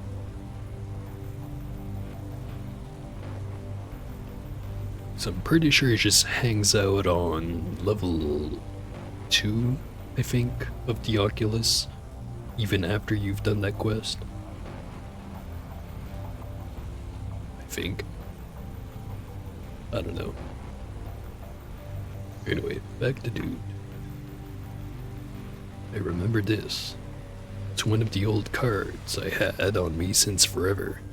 Hey, I even remember programming it to work with this lock. Done a lot of ad hoc stuff during my lifetime, like this time I found myself in the burrow's nest with only a lighter and a loaf of fruit bread. Man, dude's gotta think fast on them in those kinds of situations. Could you open the door? Yeah, right. The journey continues. I watch as he opens the door.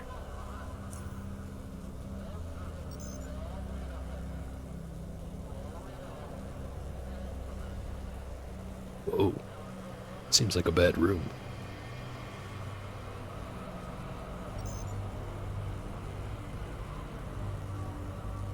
As soon as Dude closes the door, growling, grunting, shrieking, and thunderous pounding violates your eardrums. As if the pounding in your head from all the brew wasn't enough. The creatures, distorted by their unfortunate fate and your intoxication combined, are trying to break down the door. It holds for now. Meanwhile, Dude is blankly staring through you, slowly nodding. Yeah, that's why. His quiet voice nearly gets drowned by the monstrous tantrum coming from the other side. An earthquake woke me up, and I heard the mutants. He pauses. Then I ran away. In my pajamas. No wait, I was naked. Oh. Time to kick ass and chew bubblegum. And I'm too drunk to kick ass. Yeah, there's gotta be some other way to deal with those mutants. Well, there's this console here, but it ain't working properly, man. He observes it for a few seconds before continuing. Yeah. Like a bunch of zappers. Zap spiders. Coil spiders' tiny cousins. Got inside and messed up the electronics. Many buggers of annoyance and doom. Now the characters are all jumbled up because of it. May have even figured out how to use it despite the problem, but I don't know anymore. Right. We'll take a look at it. Steady growl seeps through the cracks in the wall, and it gets louder and louder.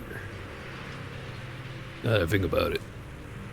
Might not be safe to stand around here. I think I'll wait outside. But give me the key card. Oh, yeah. Just don't do anything stupid like open the door before you figured out a way to take care of the mutants. Don't want to see you dead, in a vision or otherwise. Here you go, man. Hands over the keycard. Good luck. Oh, and dude, hold my brew. Did you raid my fridge or did you hide brew from me? Takes the brew. Either burns worse than boiling crawler venom mixed with battery acid, man. Just don't do that to a man. But I might forgive you. You brew. Or. Hold on, I'll try that again. But I might forgive you your brew hoarding sins if you get rid of those mutants. Raises your brew. Cheers. Here he goes. Oh hey, thanks for the follow. Let me just try to read up chat coherently.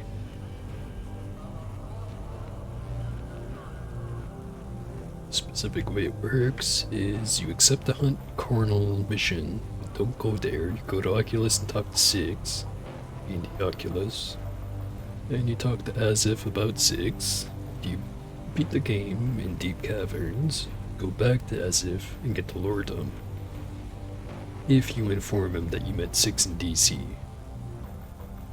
Additionally, if you have 12 intelligence, you get an interesting bit of informative flavor dialogue by talking the Six in DC. Most people don't see this outside of an energy pistol build. It's an orthodox stat lineup. You get this option regardless if you met him in Oculus or not.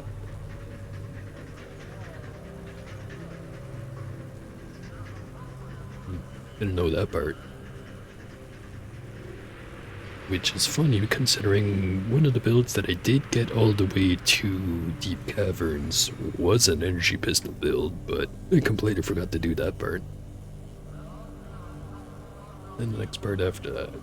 Have I seen the 20-minute Underrail 2 stream that Stick did on his YouTube channel? I actually haven't. Sounds like I should have. Like actually, let me just out in the notepad I have open right now.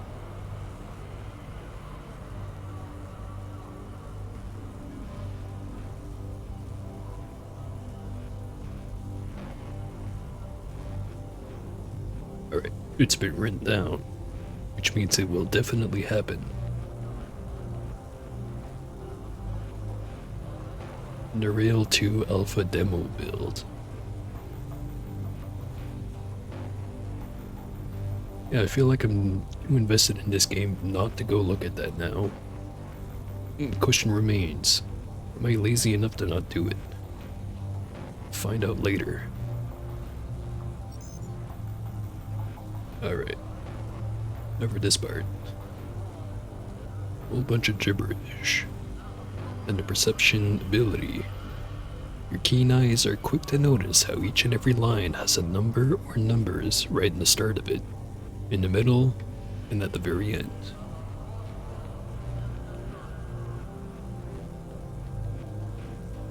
So one of these is gonna have 79, 67, or 76 in it. And the second one is gonna have 55, 33, or 89. And the last one is gonna be 11, 82, or 25.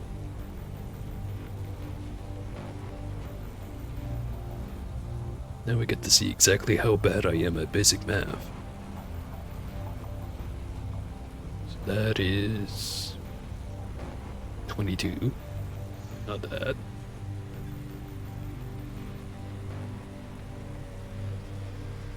This is 82, which is a number in one of them. Then 10.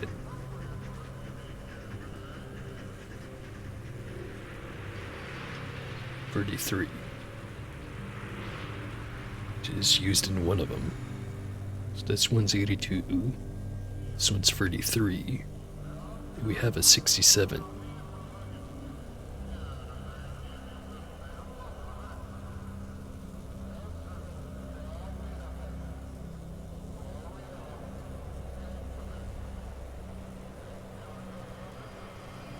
Six plus 31, 67.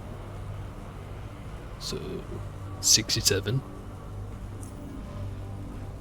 Which one was 33? This one. And 82. Alright, part one done. Then I'm missing chat. Combat of Underrail 2 kinda reminds me of Cataclysm Dark Days Ahead. Rather than everyone having action points in turn order, everyone is acting all at times. more AP intensive actions allow your enemy to do more stuff, and if you have low AP actions, you can do a bunch of stuff between each time your enemy does something. Honestly, sounds more immersive to me in theory, but it won't have, or I would have to play to be able to determine if it's actually fun. That's the most important thing. Funny enough, that actually kind of reminds me of, not sure if Final Fantasy VII's the first one who did it, but they had an ATB system, I think is what they called it. Where basically, in between taking actions, you had to wait a certain amount of time, and depending on how quick the character was, it would change how much time it takes. At least I think that's how it worked. It's probably blasphemous for any kind of gamer, but I never actually played all the way through Final Fantasy VII.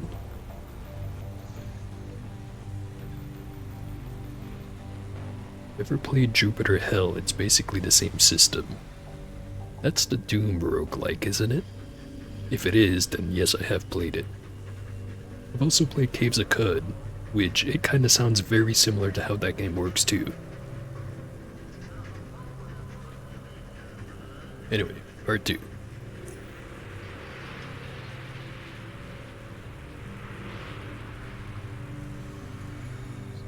Just mark this when it's done. The other one we're looking for is either 79, 55, 11 or 76, 89, 25.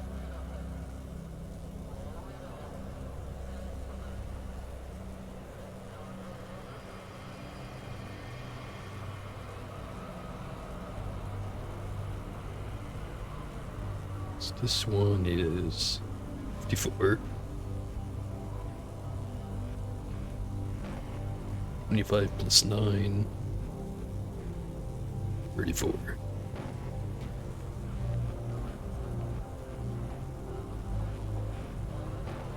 Eight plus 16, 24. Plus 1, 25. So that one would be needed in one of them. 7, 8. 15 plus 5, 20. Real 2 is going to have the same system as something like Jupiter Hell or Caves of Cud. Of course, with 3 models, animations, etc. Probably a little bit slower, but only because Caves of Cud has virtually 0 graphics, but obviously it would be instant.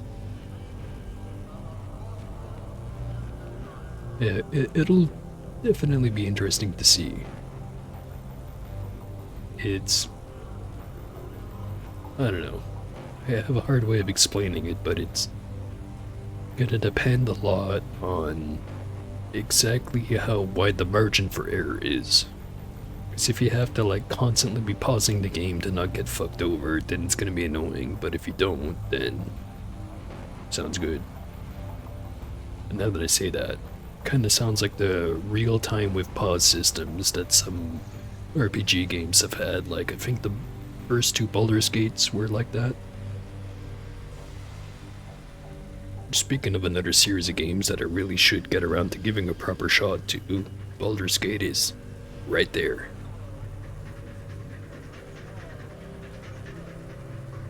Anyway, what was I looking at? Alright, numbers. It's got 25 right there. Got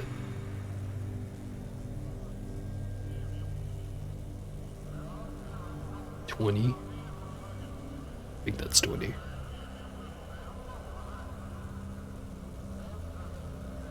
Two, 53, 34. So 55 plus 34. That's 89. 25 and 89 is one of the 3 that I need.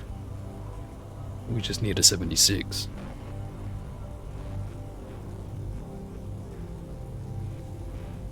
That one, that's 99, 39, 21, so 60 plus 16 76. Which one was 89?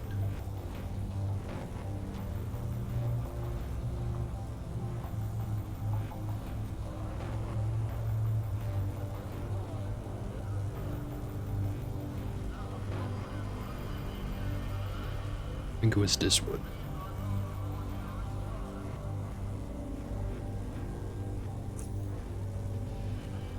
And 25.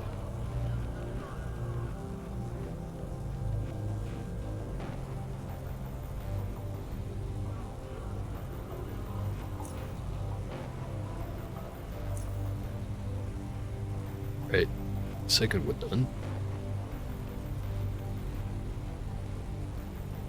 Last one, 79, 55, 11.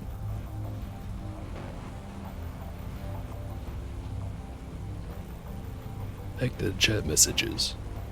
Some of the systems seems like a huge step up, and be able to layer armor, get the hit in different body parts, so what you are wearing matters for where you are hit. You're wearing greaves that cover your legs and feet, you get shot in the face. This ain't gonna save you, but if a burrow spawn is gnawing at your ankles, then perf tungsten greaves wouldn't be so bad at all. So you can have, say, long sleeve shirt, and a chest rig panel, and it will stack if you get shot in the chest. That does make a lot of sense.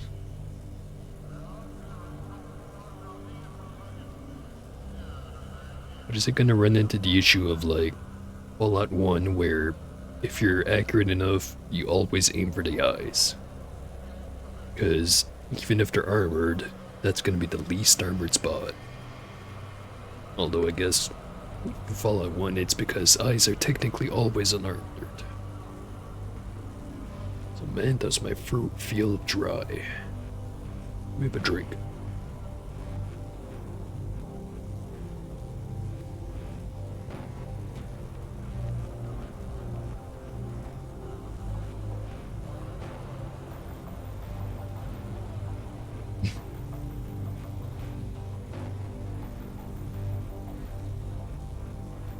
Stig said you cannot specifically target the head unless if you're using a specifically decapitate. So like, that one specific? Cause I always figured something like aim shot would turn into headshot or something.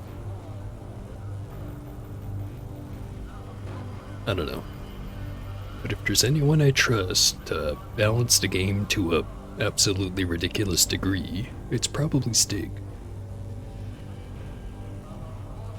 I'll just kinda have to wait and see what it's like. Anyway, back to the numbers. Looking for 79, 55, 11.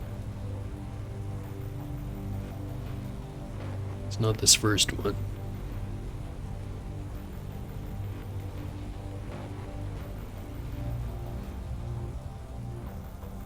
I think this adds up to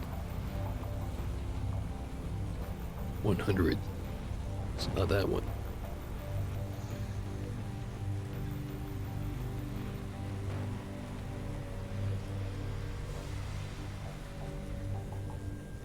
Yeah, it's like you said, just gonna trust Stig to make the right decision. If he doesn't, well, then I'll complain. Till then, nothing to complain about.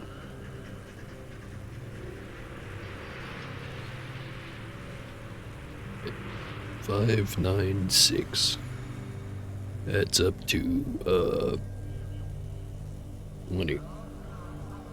Not what I need. 39 to 40.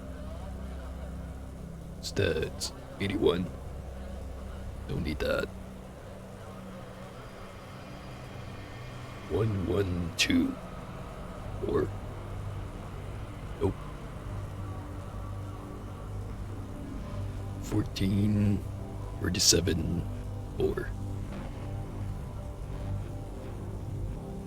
Also, I'm starting to think I might have been drinking too much tonight because I have to go for another break. Be right back.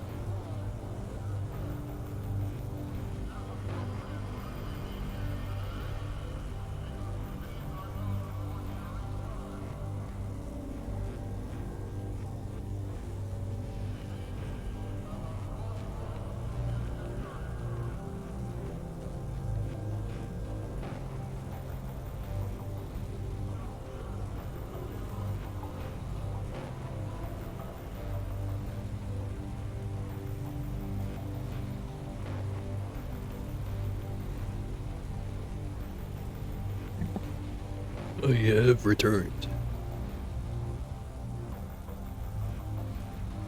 Alright, what did I miss in the chat?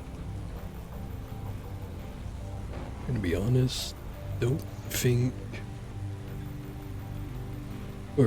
actually think Fallout 1 and 2 are good games. Might sound blasphemous from an Underrail fan, but the combat is so bad. This design is great, other than the godforsaken Temple of Trials, but the combat is just absolute AIDS. Literally need cheat engine runtime speed up to make the game actually playable in any way, and even then the combat is underwhelming.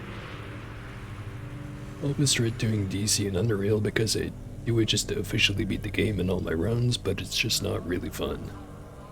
Just sneak around for like an hour for a fetch quest, shopping list in order to be finally rewarded with an actually good boss battle. Eventually leading up to the Torch sucks. Just let me go to Torch after entering DC and just fight him. Yeah, definitely understand the perspective. That being said, I always thought that the systems in Fallout 1 and 2 weren't necessarily bad, they were just a little bit too level dependent. Where it's like, if you're underleveled, shit's basically impossible. If you're overleveled, it's so easy that you basically don't even have to think about it. But if you're at the appropriate level, then that's where the game really shines. But that's just me. Maybe I'm playing the game wrong. Maybe you're playing the game wrong. Who the hell am I to know?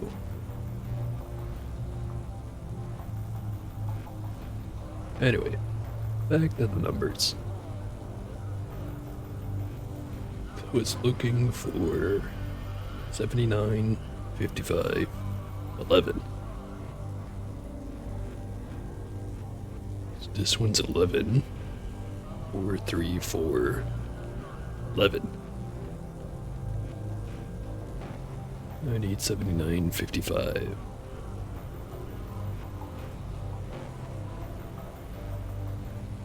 Yeah. New Vegas is definitely my favorite. Although, I like to be understanding of people for the completely 2D ones. Because it's not exactly a one-to-one comparison if you compare a 3D game to a 2D game, because, you know, you actually have to either aim or have a VATS build in a 3D one.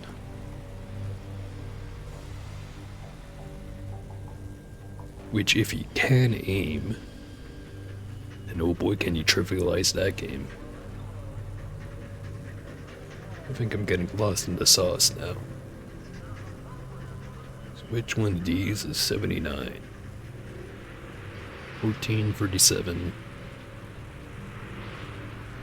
41. 51. 55.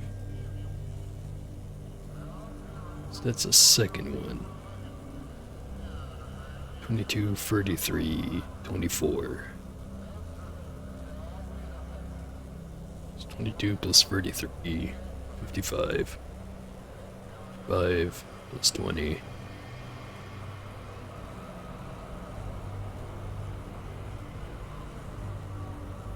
75 plus 4, 79.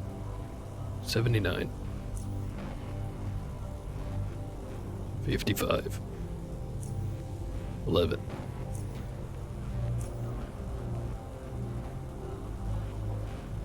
Activate. Pipes passing through the walls begin to rattle violently, stabilizing after a couple of seconds. Then you hear the frigid hissing of the gas filling the room across. Now we just wait.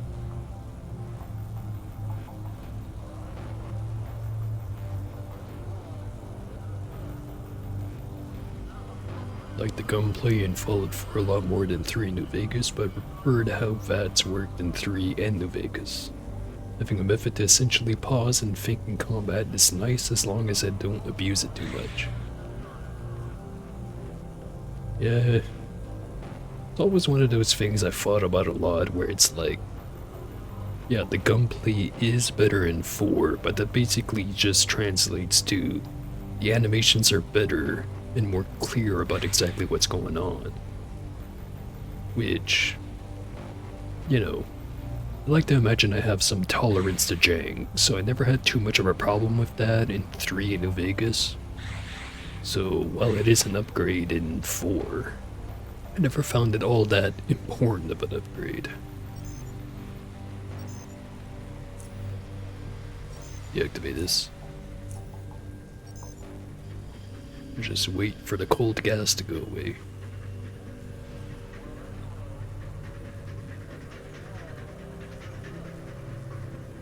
Yeah, I remember the balance in 4 being all kinds of wacky, especially when it came to melee builds, because there was a perk entirely designed around the idea of increasing the range that you could do VATS attack at. So you could basically just teleport around the place and just punching people in the dick. It was both very funny and very imbalanced.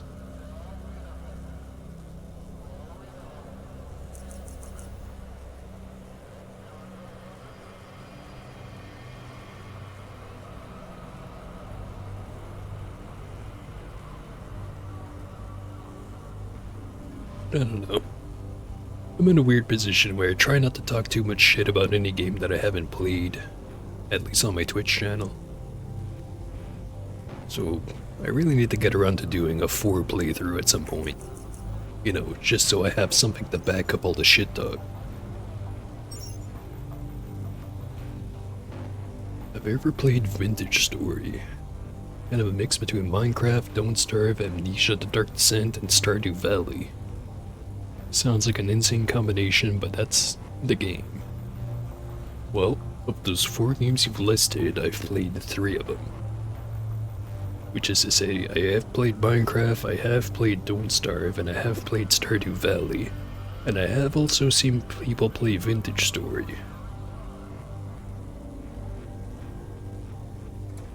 But, yeah, it always seemed like a really neat game. Kinda like, you know, what some of the Minecraft mod packs are trying to do, where it's like more realistic and also more challenging, but, you know, actually does it rather than just making it more tedious.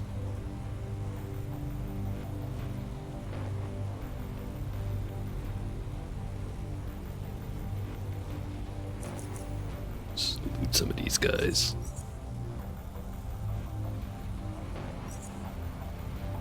I don't think they're gonna give me anything actually new.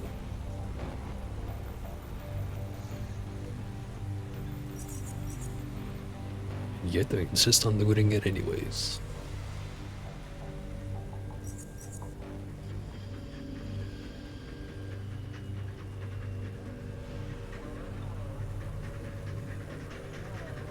Some bright red tissue inside. What could it be?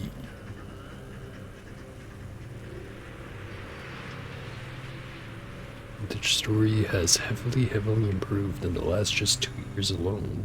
We saw the game like 3 or so years ago. It looks and is a lot better now.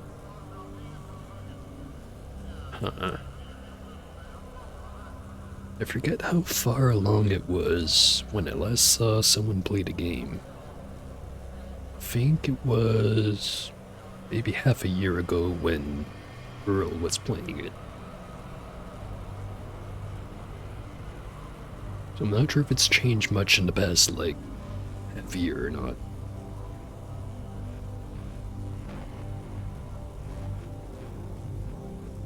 It definitely feels like one of those games where you're better off playing it multiplayer because there's just a lot of things you have to worry about at the same time.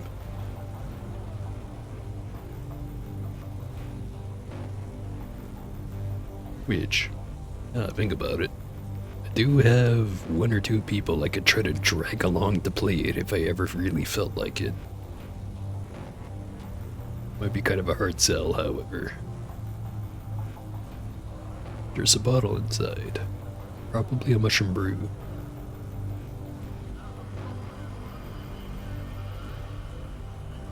Hard to make out from this distance, but it looks like it.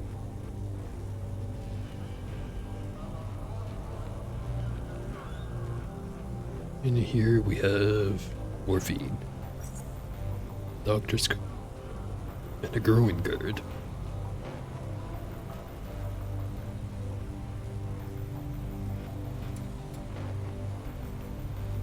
Hey man, managed to figure it out.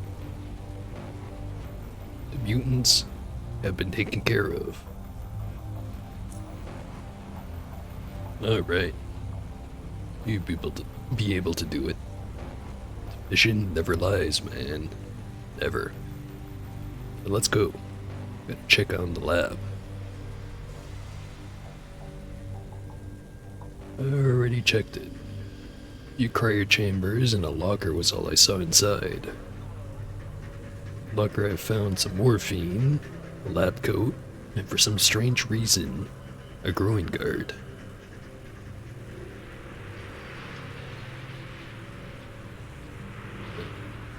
Vintage Story is definitely better multiplayer. Single player is great, however, outside of combat, single player is a very tranquil experience that might not hit right depending on the player. Compare it to fishing, beautiful experience that has the risk of being boring depending on variables. Huh.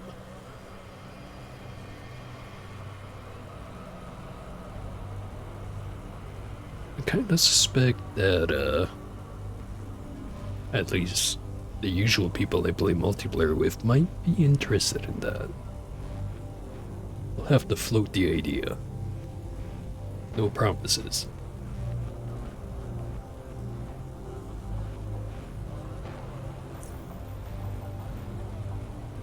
A dude's gotta keep his man boulders safe at all times.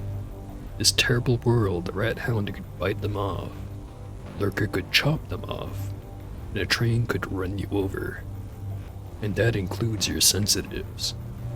It's testicular genocide waiting to happen, man. Gotta be prepared for it. So wherever I go, I make sure I got protection. No, what else did you say was in that locker? Morphine and a lab coat.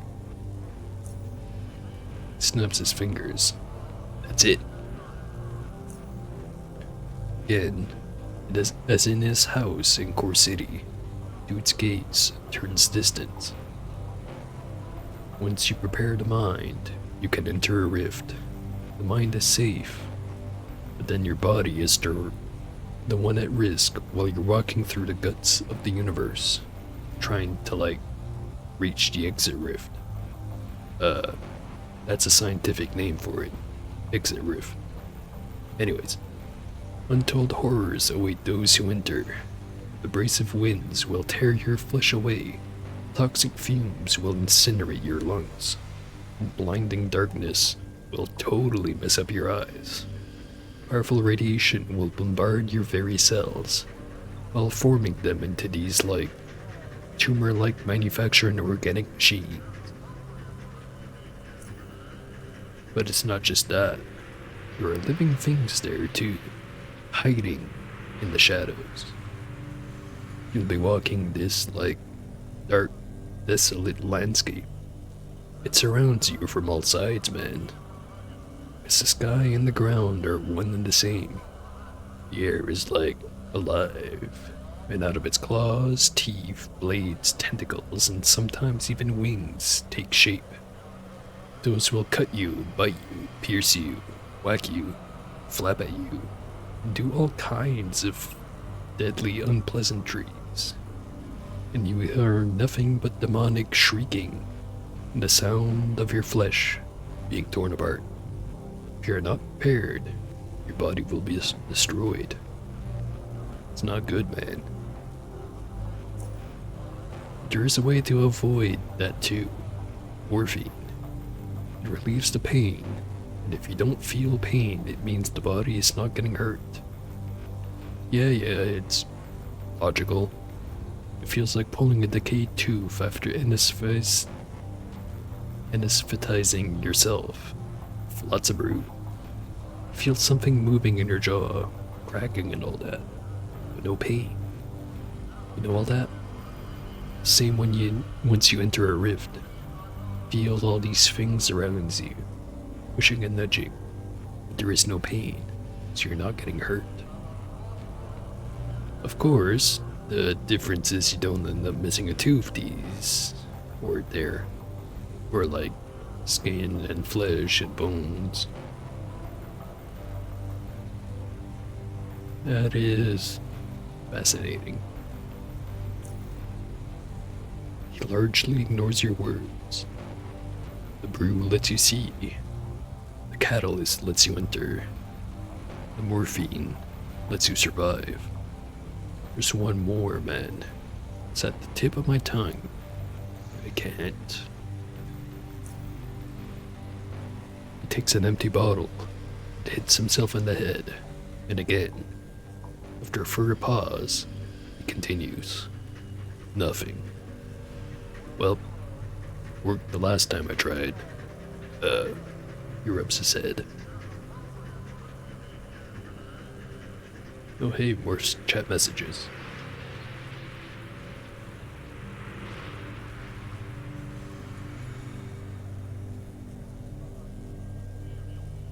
It's even fairly priced compared to the sheer amount of content. Something like $15 or so. Maybe a tiny bit more.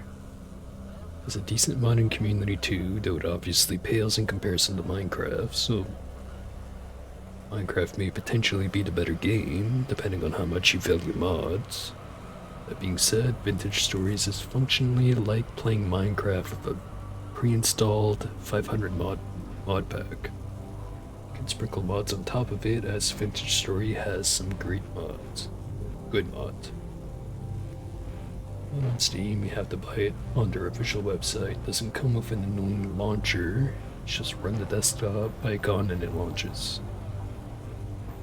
Don't mind jank, and like Underrail, cannot recommend calling any shit more. Jank is easily the game's biggest weakness, so if that's a null factor, it's quite good. Pricing is questionable. Got it on sale and was like $25 on sale. Now that is kind of a lot for a game that is on sale, but forget how long that game has been out for.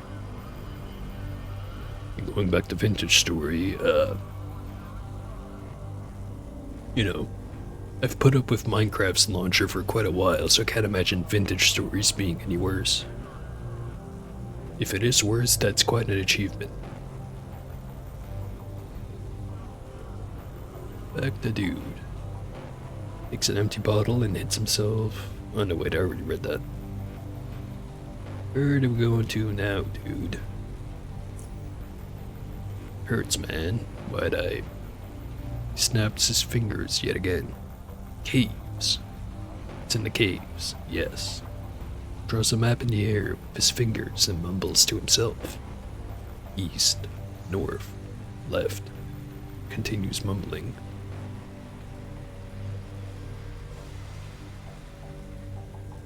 And tired of going around Underrail, dude. Yeah, man. Sorry, but we gotta figure this all out. Done a lot, yet we're still in the homes phase of the journey. According to the vision, that is. If the vision shows it, must be true. We're getting closer and closer to the end, man. Give you all the answers once we get to the final home. I promise. Gotta rush now. The brew is slowly evaporating from us. We still need it in. It's like the worst thing in the world to lose something when you need it the most. You know what I mean? Oh, and don't forget to bring the morphine with you. Surrounded with a noticeable sadness in his eyes. Hate to leave this place so quickly. Done a lot of work here. A lot. Turns to you. Ready to go? Yeah, let's go. Great. You're ready to boost me up so that I can reach those ladders. Then I'll give you a hand. No, I won't drop you again, man. Promise.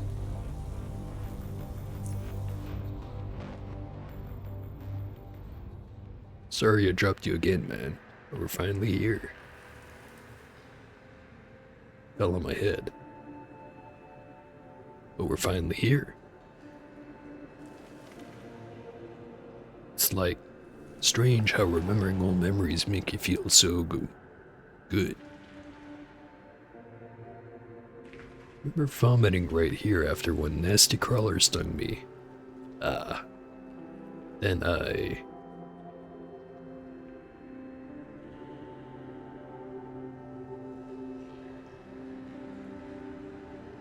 It's not here, man. It's over there. Yeah, sorry, man. Follow me. Here it is. Here's what? Entrance, man. Don't you see it?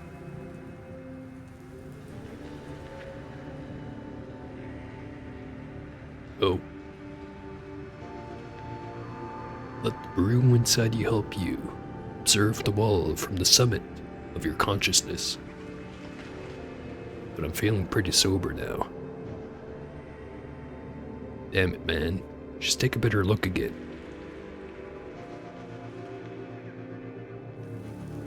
Damn, he's right. See? There is still a brew within you, man. Gotta hand it to you, dude. Living in the oddest of places. Well, dude's gotta live somewhere. All the good places have been taken either by people with lots of guns or creatures with lots of teeth or psi abilities. Besides, seclusion allows for peace and quiet. You never want to be too remote. How else you gonna acquire stuff, eh? Anyway, how about you go and take a look inside? I'll wait here. Oh, what horrors haunt your home this time? I wonder.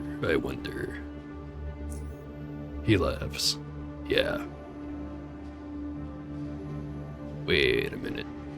You know there's something inside, do you? This time you actually know, right? Well, things kinda dawned on me a few moments ago, but as we got close to the entrance, regardless of that, it's not difficult to, suspect such a thing after all we've been through. I attract strange things, living and otherwise. No offense. And what's inside? He leans closer. Can't remember exactly, but do know things have gone terribly wrong inside. Something attacks you. Kill it. Try, dude. Good luck in there, man. Getting closer and closer to the bottom of it all.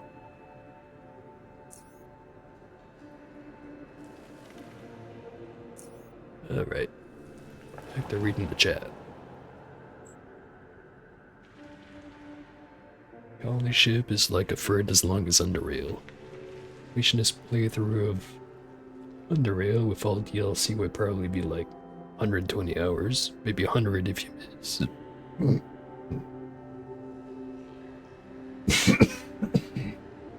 Let me try that again. Full playthrough with all DLC would be about 120 hours. Maybe 100 if you miss some big quest lines.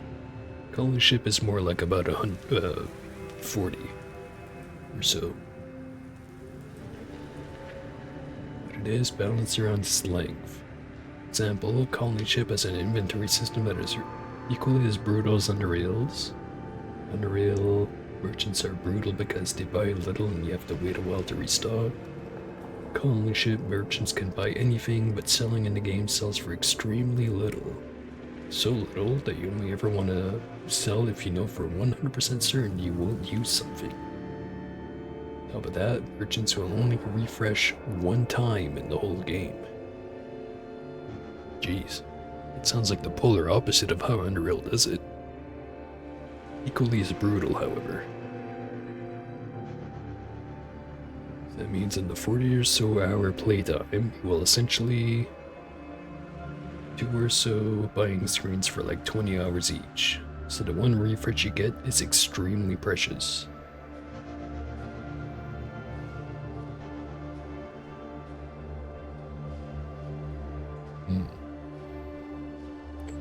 And I'm guessing that's without accounting for stuff like salesmen.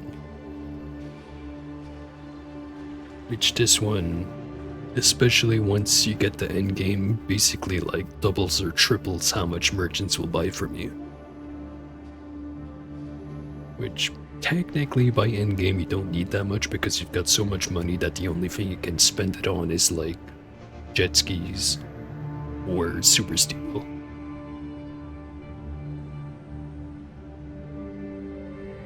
It's literally an actual reverse in the merchant design philosophy of Underrail.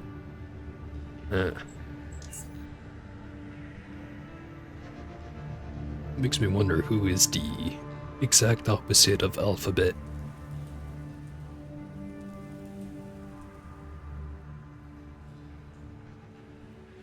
Anyways. Into the home.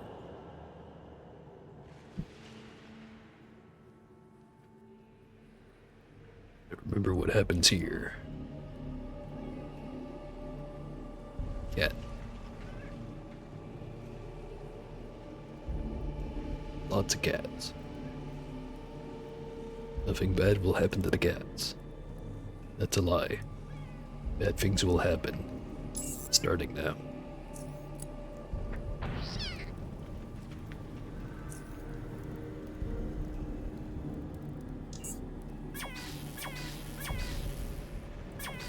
That reminds me, still don't have an energy shield. Might make this part a little bit harder.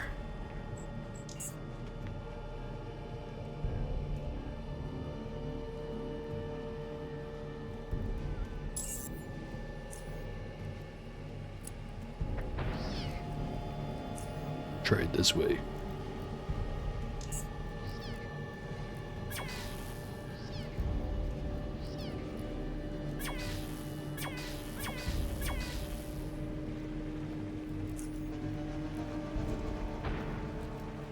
Completely missed.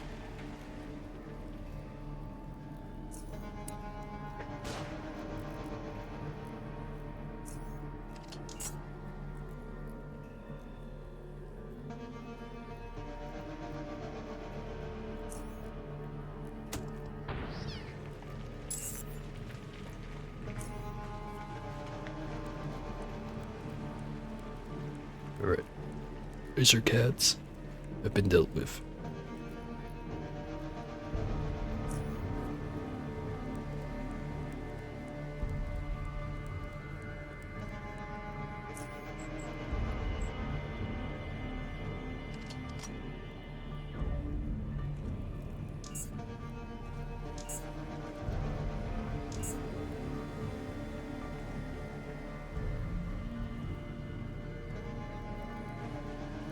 Elysium is really hilarious when it comes to player freedom. Lets you sell critically important quest items to merchants. And if you go back to the quest giver, they might be like, so did you do the thing? You're like, oh yeah, about that. What that hard drive you gave me with your sensitive info on it? Sold for like 50 bucks, yo. Gotta do that. You gotta do. Like, the game holds your hands in terms of quest even less than Underrail does, and it's often really funny in that regard. The general vibe I got from that game was, your character's a massive fuck up, so that kinda sounds very in character.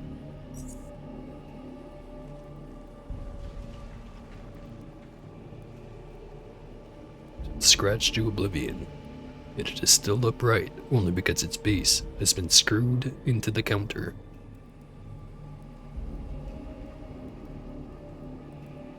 Now that I think about it, there's a lot of clients that I've had that could have used this monitor that's screwed into their desk. At least that way they wouldn't have fucking broken it. Barcelona chair. Yet another Barcelona chair. What does Barcelona even mean? You spin the blades with your fingers, but alas. So many mushrooms have grown inside that you could just add some water and start a fire underneath it.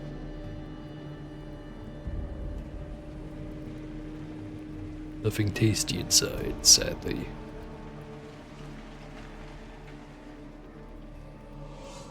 Bed surrounded by liquor shelves. Yup, dude used to live here. It's in the footlocker. More brew. Psi booster. Psionic mentor for precognition. And desaturated psionic inhalant. A lot of words to say, think I'm gonna sell. Psionic field counter. Stuck at the top of the range. Nothing you do has any effect on the device.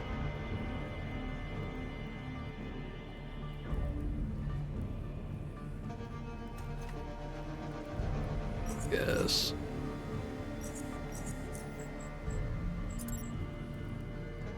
Foam is 63.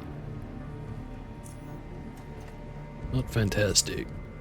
I'm pretty sure it's better than the foam I used in my current boots.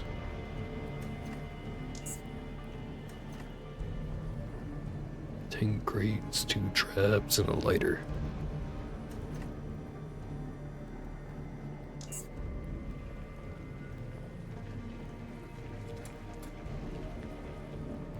It's for taking a shower, you suspect. Just some water still inside, and a dead bug. Some notes.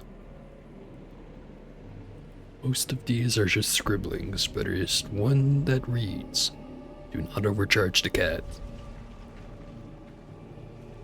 Wise. Periodic table. Appears that a new element has been added to the table, but you can't figure out what they are due to damage and grime.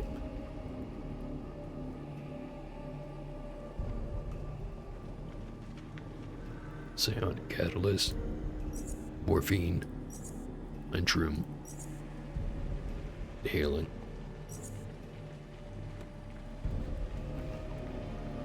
Antidote. Geromitrin. Balm C. Taurine. And a gas tank. Something moved inside when you knocked.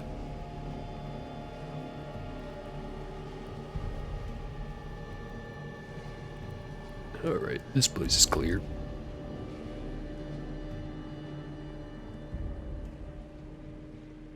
Hey man, got any evils inside? Laser cats. Snaps his fingers. Laser cats. Yeah. You took care of them, right? Yup. High energy vermin. So it's like safe to go inside? I think. Unless there's something else winning. Maybe plasma dogs. Don't be ridiculous. Well, let's go. You help dudes start a fire in the barrel in front of you with the items you found in a long abandoned home. Now, you both stand there, observing the disorderly dance of the flames you've just brought to life. This turbulent interplay is ever changing, sometimes fierce, sometimes timid. And where some flames rise above the rest, others retreat, low and disappear. But as long as there is something to keep it alive, the fire will keep on burning. As you absorb the much needed warmth after traversing harsh and cold, all these primal emotions start digging their way up from the abyssal depths of your inner being. You feel safe, you feel calm, and you feel enthralled. Right now, you need nothing more than the warm caress, the music of combustion, and the tranquilizing light display.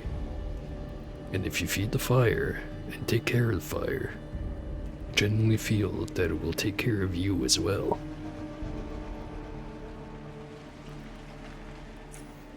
I'm hungry. He pulls out a small metal skewer with some hopper meat on it and puts it over the flame. Got some for you too if you want it, man. Sure. Okay then. Half of it is yours. Did some snooping around here. We'll wait for the meat to roast, then we'll continue with the journey, man. Saw it in the vision. Standing here, roasting some hopper while you're standing right there. Everything, according to the vision so far, just don't worry. And we're through most of the phases. Been to my homes, caves, looks around and nods. Ingredients. Last one's gotta be here. It's all progressing slowly. So it all seems to be revolving around us going through these reality rifts. Yeah. You see, man, I know some people think I'm a bit on the other side of the rails. I can see it in people, man, but I do everything for a reason. Visions guide me. Not a single one of them has ever let me down. Not gonna turn tail if I see something I don't like.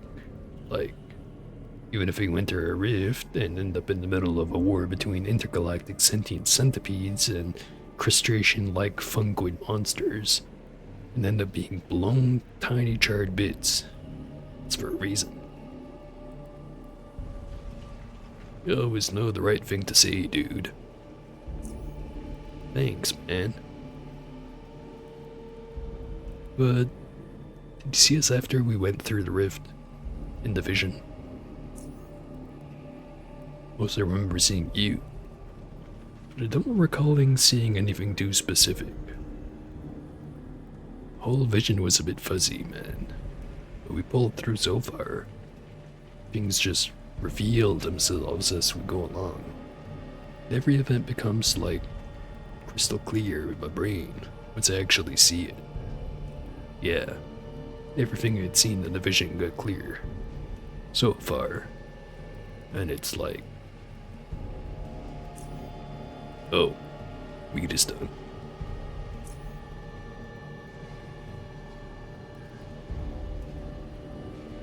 Something to note. Underrail 2. Bandages can be used in combat, though at a cost of a lot of time, so you wouldn't do it when you're being actively attacked at close range. If hypos don't have a cooldown, instead they give a debuff that causes rapid diminishing returns to the points where you use 3 in a row. The third one would be like squeezing an empty tube of toothpaste for health. Bolt cutters are added and seem to be commonly used item for players who choose to not lockpick. The last one especially is pretty interesting.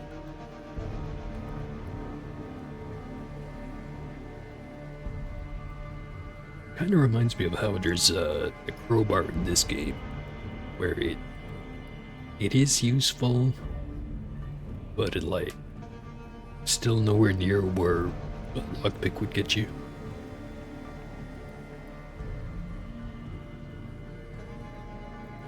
I'm just wondering if they're gonna keep it the same, where it's like there's a substitute for having the lockpicking skill, but it's still not as good, or if it's gonna be just as good, but for like a different type of build, or, you know, theoretical questions. Again, my throat feels so very dry.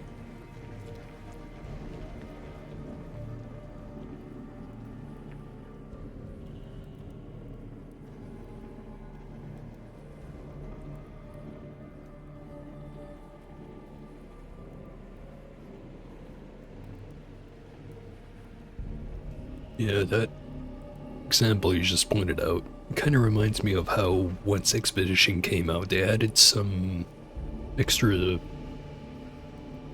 what's the term I'm looking for? Like extra options for people with certain skills, like I know for people with high agility, there's a lot of fences and other spots that you can jump over. I'd be perfectly fine with the game having more of those types of options in general. Like if you go all in on strength, like sure, it makes sense that there's some stuff you can't do, but there should be alternatives for some of them, even if not all of them.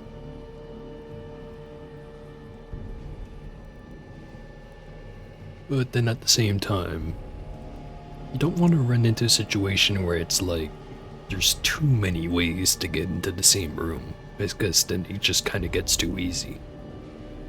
You want to have some stuff that's like special. And it's not really special if everyone can get to it.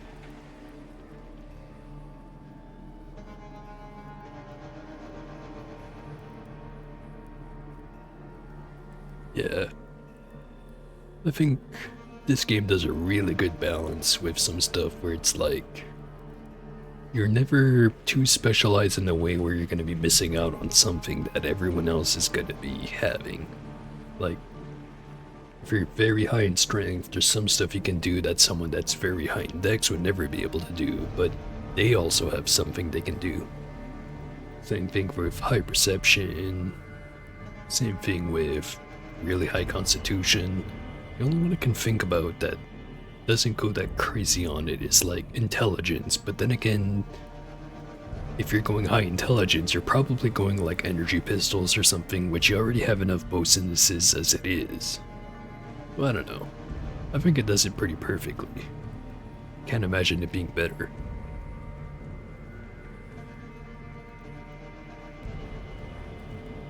Anyway, back to the reading. Here you go. Let's you remove your part of the meat from the skewer. You taste it. Puffing a bit due to the hotness, but once you finally feel the taste of it, you instantly feel sick. Whether it has gone bad or was marinated or spiced up by something in dude's pockets, the meat's taste is the epitome of disgust and nausea. Spit it out. Like a bullet out of a gun, the horrible piece of meat is propelled out of your mouth, aimed straight into the fire to be incinerated, so that no living thing may taste its foulness ever again. You celebrate the liberation of your taste buds by taking a deep, calming breath.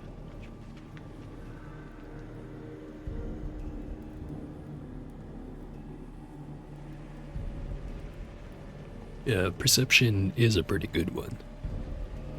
Like, there's a lot of passive benefits, but there's also a lot of active benefits.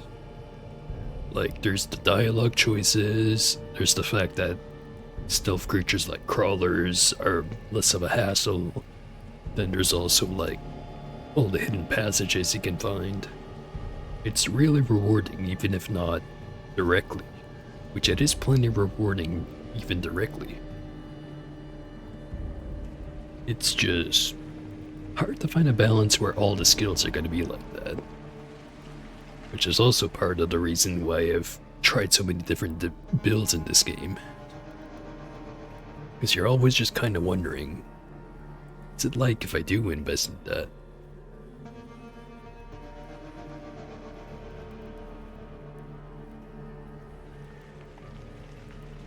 Anyway, back to the horrible tasting meat. Dude stares at you for some more, then tastes his cut of the hopper. Not even a second passes, and he spits it into the fire. Damn. Damn it to hell. This is the worst hopper I've ever tasted. Rather like lick dung-covered rust of a shotgun junkyard than eat this, man. He then throws the skewer with the rest of the meat into the fire. Burn. Then turns to you. Well, man, gotta continue the journey. Got some rest, but now's the time to get going. Sized and scanned the place. Man, hasn't changed much since I left, except that everything here smells of cat excrement. Used to smell of brew. Now things have changed. Well, you know what you gotta do. You go and search the place for the final ingredient we need, man. It's here.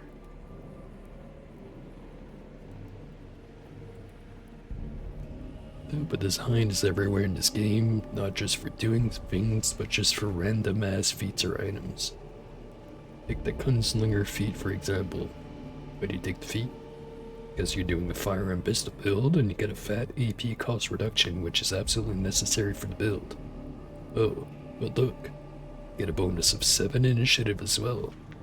You would have taken the feat even without it, but you get this nice bonus, just because. Yeah, initiative's one of those things that most of the time you don't really appreciate up until you reach certain breakpoints.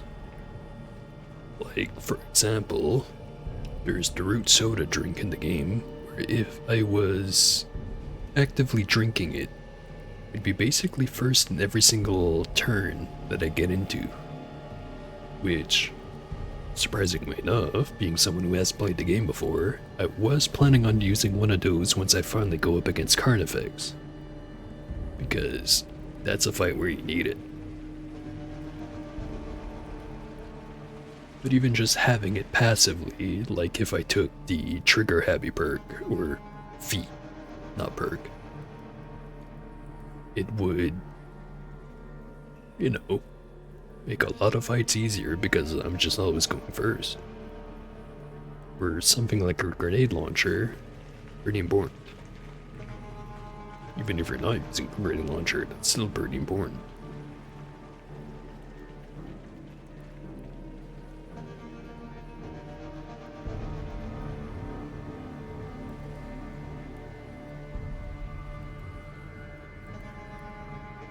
We're putting a lifting belt because it's best in slot gear for a hammer build. Great for belt for hammer even above giving you extra 5% reduced mech damage reduction. But you just get that because it's nice to have even if you would have used it anyways. Yeah, it's kind of like the belt that gives you more carry weight, which I know that the lifting belt also gives you that, but the one that increases the mercantile skills, I mean, I'd be using it even if it only gave either only the mercantile skill bonus or if it only gave the item increase or carrying increase bonus. The fact that it gives both makes it kind of a brain dead option as far as which belt I want to use. That being said, still kind of a good idea to keep the utility belt in case I ever want to have one more throwing slot. It's nice to have options.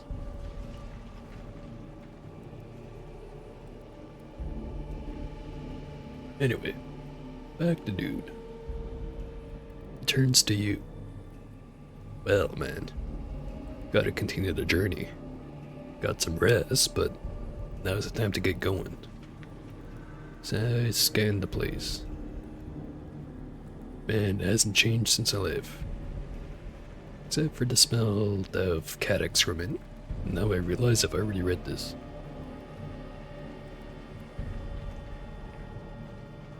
Found some chemicals in your desk.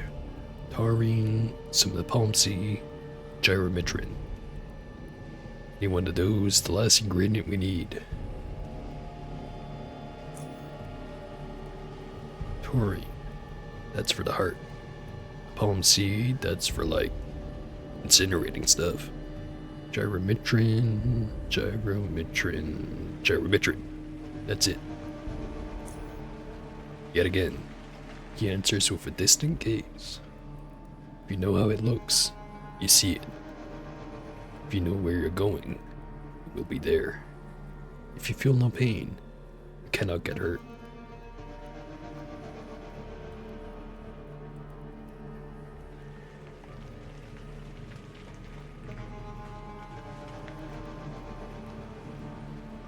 Oh yeah, definitely the same camp as you, where the lifting belt used to be like the end goal.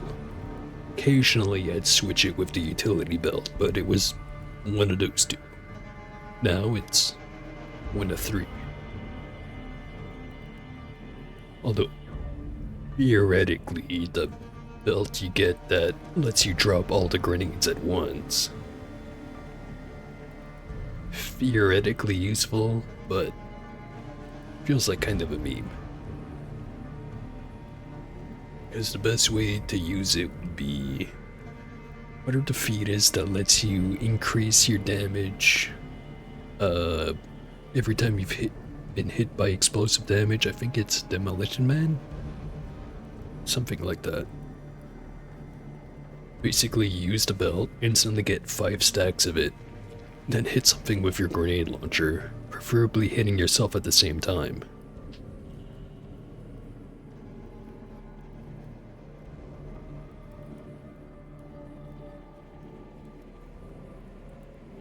You say that about the nade launcher build, but it's kinda weird because 25mm grenade launchers, you can get it so that it's 25 action points to use.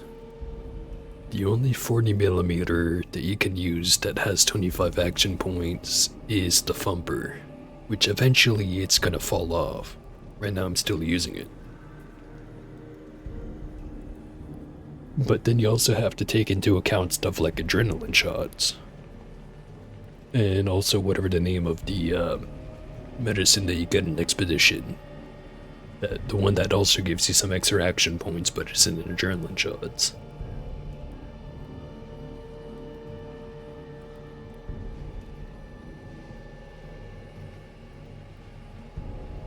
That being said, if you're just referring to one, I'm eventually gonna phase out the grenade launcher, or a shotgun, I mean, not grenade launcher.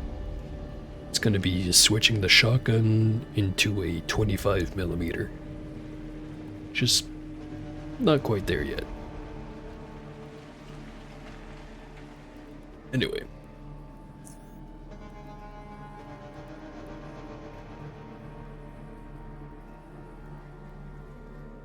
Can put 5 Mark 1 high explosives. Get all 5 stacks, just run up with a optimally crafted grenade launcher on the refurbished thumper, and then come in screaming after blowing yourself up for 0 damage with blast cloth crafted armor. Yeah. That's pretty much the strat I was referring to. It still kind of feels like the kind of thing where if you run into the situation where you have to do stuff like that, you might be able to just get away with it without using it, and just hoping that RNG's on your side. I don't know. Like I've mentioned before, I've mostly played this game on hard rather than dominating, so maybe there is something that requires you going that far out.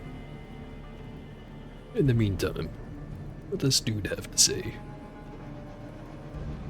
Once you reach an exit rift, you will not be able to pass.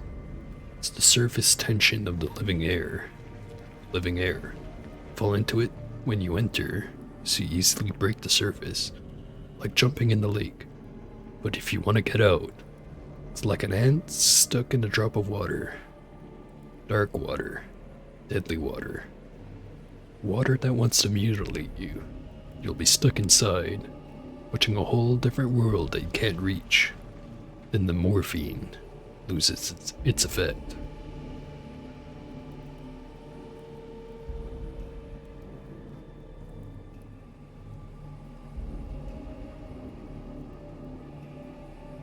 Never got the belt. Tried killing the bosses and drop it, but it doesn't spawn every run, and I was doing it without cheese, so it was pretty hard and just gave up.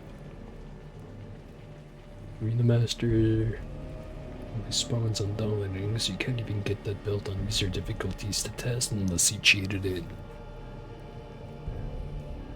Yeah, that's one of the things about the dominating difficulty that, I don't know, it's simultaneously a downside and an upside, because it's like, you're not gonna get it unless if you play dominating. But at the same time, you have to play dominating to get it. I'm not sure if I'm getting my point across, but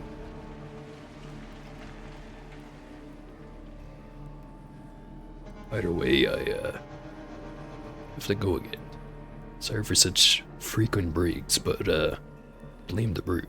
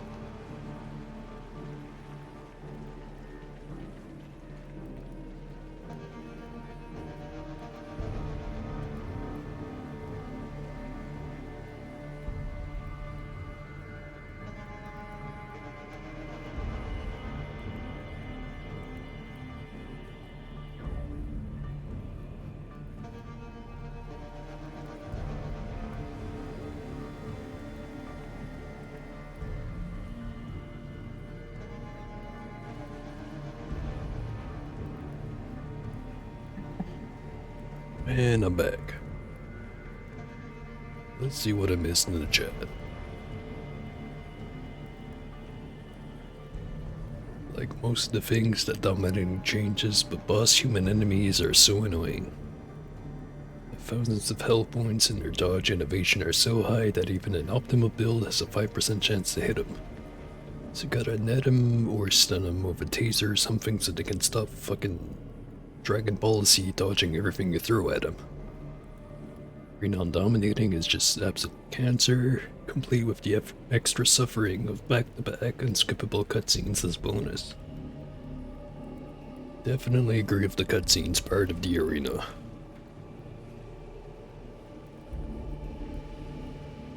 That being said, the whole enemies being absolute bullshit is just kind of part of the dominating experience.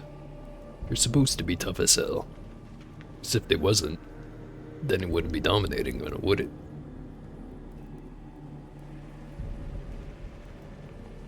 Although, maybe it's easy for me to say because I can just keep throwing Molotov grenades until eventually they catch on fire and try to run away for like 2 turns in a row.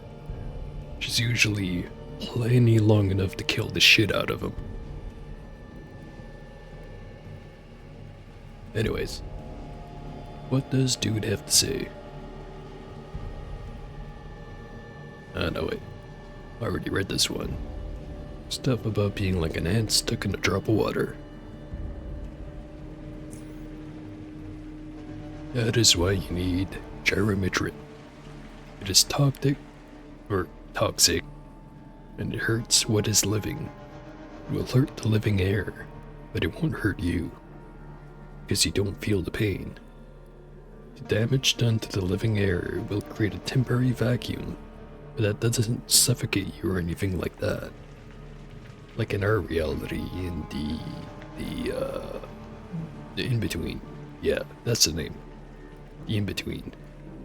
And there, vacuum is freedom from the living air. There is no tension anymore, so you can walk through the exit rift and reach your destination. The brew lets you see. The catalyst lets you enter. The morphine lets you survive. The gyrometrin lets you escape. It's everything we need. We're gonna be doing some rift walking. Damn, dude. You're either completely derailed or another genius. I'm having trouble figuring out which. Yeah, I am, man. So all we need is to mix those things up, and we're good to go, right? First of all, we need 2 juices. One for you, one for me. So that's 2 bottles of brew, 2 measures of unsaturated cyanide catalyst, 2 of morphine, 2 of gyrometrin. Yeah. Juices. Yeah, that's how it's called. The juice. Mix all these things up and you get the juice. Drink it, or you drink the juice, then you riff walk.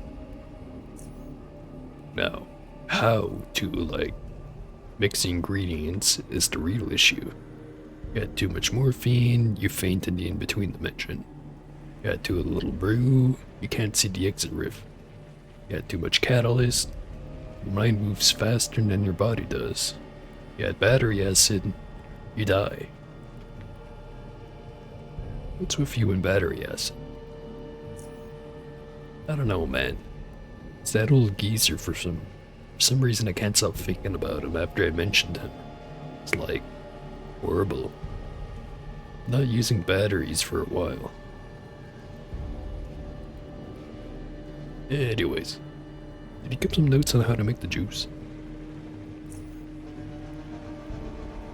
You're asking me that after all we've been through. Like, what the hell, man? I don't know, man. Maybe I did. Maybe I didn't. Did check around the lab or in this super concealed crack in the wall no one could ever find.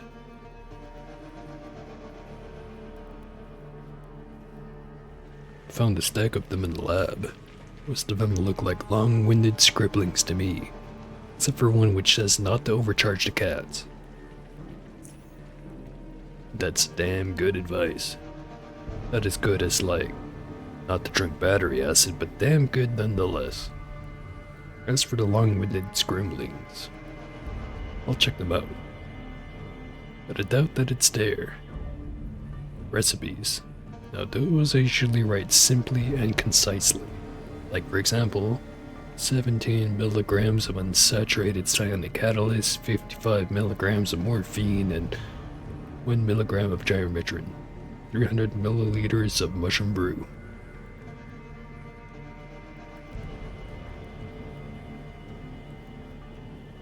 Oh hey, more stuff in the chat. Hope that Underrail 2 does not have too many unskippable cutscenes. I think Underrail 1 was mostly really good with the way it handled cutscenes, but the arena is the one part that really annoys me. I don't use cheat engine with the game typically at all, but if I use it, I'm setting it 10 times speeds in the arena until I'm done, so the cutscenes are not so long. Hope Stig doesn't go too crazy with animated cutscenes. I tend to play any video game I play really fast. And in Underrail, outside of random events, I only read dialogue on my first 2 playthroughs, so I just mash. Totally understandable. Especially with how many potential characters you can make in this type of game. They either better be varying up the dialogue a whole lot, or just give you the option to skip through it real quick. You have to pick one or the other. Sure hope they don't fuck it up. Anyway. Take the catalyst and he pauses. You see him turn distant again. Scratches his head a few times, then his jaw. Then he nods and says a few hmms before finally, and at this point quite predictably, snapping his fingers and flashing a smile. I got it, man. I know how to make the juice. Just remembered the whole recipe. Oh, I'm good. I'm good.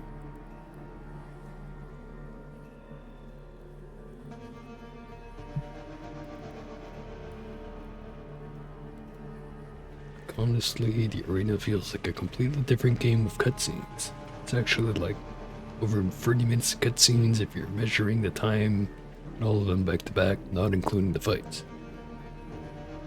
Now, I'm going to say you're exaggerating a little bit, but at the same time, there's very few other things quite like the arena cutscenes in the game.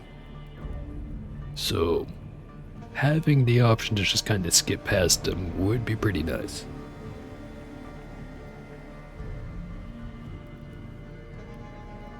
Or at the very least, like, just getting the rundown on what the fight's gonna be before you start, so you can do all the pre-buffing, quick saving, and all that stuff before the fight starts. As opposed to what it is. But maybe I'm just complaining too much again. Back to dude. You take the catalyst and he pauses. You see him turn distant again.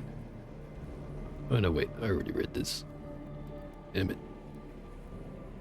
Next part. Okay, listen now. Got recipe for the juice. We got all the ingredients. But that's one big but. What comes next could be like anything. Vision got pretty blurry at this point, and I know we got a riff walk, but I don't know where that's gonna take us. So if you want to take a break and stock up or have a cold brew, do it now. Come see me when you're ready, man. Oh, like, be in the lab.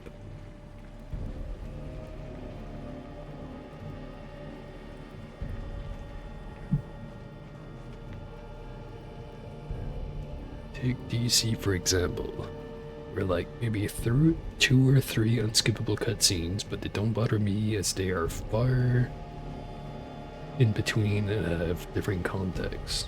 The short cutscene is like 2 minutes long, but like it doesn't bother me because it is dramatic and it's just one cutscene, not a billion of them back to back.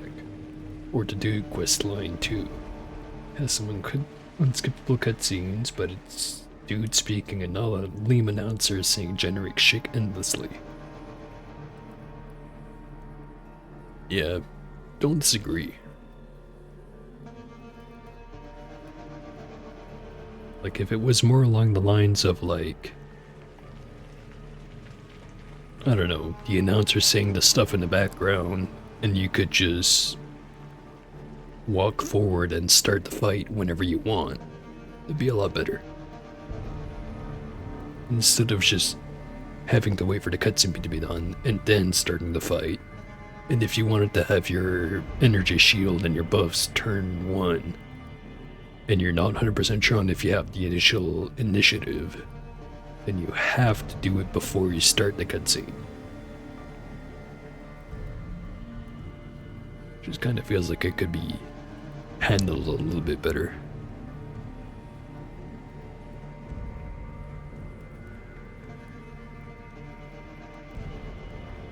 Anyway, got all the ingredients you need to make the juice right here.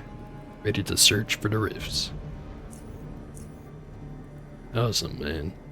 Let's begin.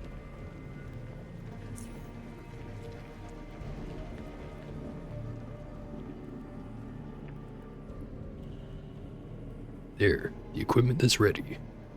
Okay, man. Place the brew.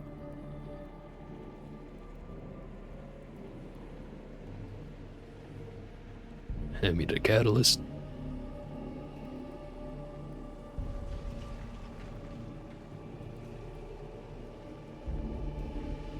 Now the morphine.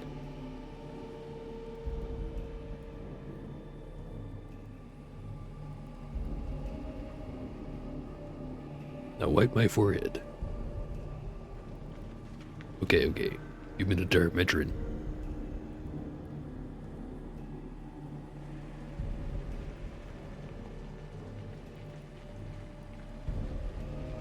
Juice. Yes. Did it. You did it, man. Hands you your bottle of the juice. There you go, man. Now, when you drink this, know that it could make you a little bit sick or partially paralyzed, but only until you get used to it. Could. Not should. Okay, I'll go first. Presses the bottle against his lips and pours the juice into his mouth. A few gulps later, the bottle is empty. Yuck.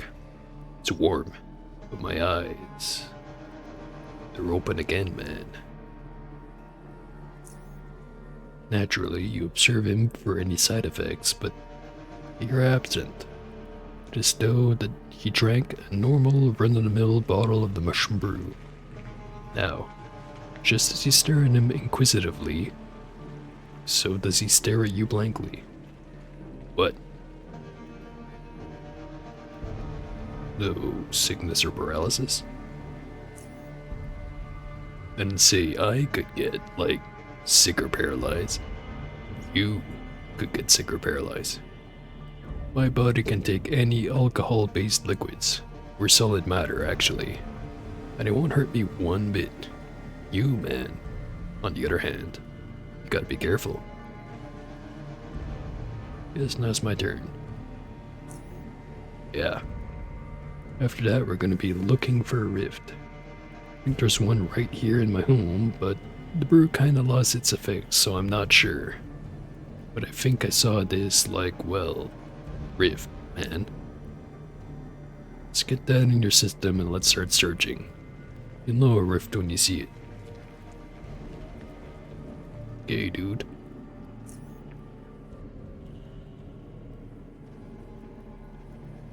I know it's right over here, so let me just read the chat first.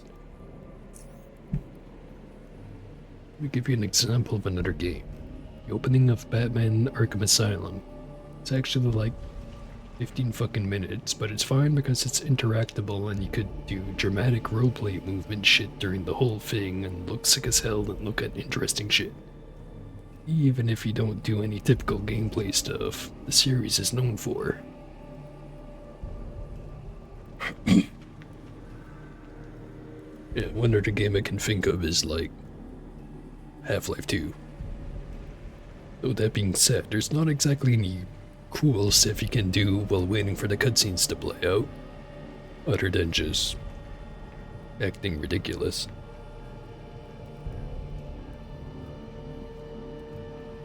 But yeah, in general, I feel like a lot of consideration for cutscenes should be like, what if someone's already seen it and they just want to get past it? Which, you know, easy for me to think of as someone who doesn't make video games.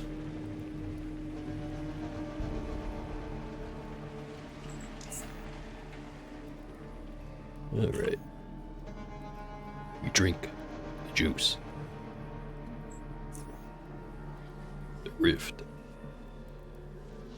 See a small, bright, flat-looking ripple in the otherwise three-dimensional space around you. Are you attuned?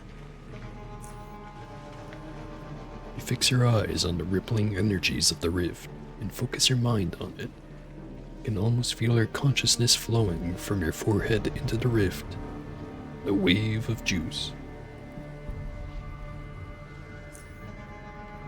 For a brief moment, with a deafening shriek, your mind is flooded with countless images, all indiscernibly mushed up into mental white noise. You snap out of it with a gasp. You see the rift more clearly now. It beckons you closer. Step inside.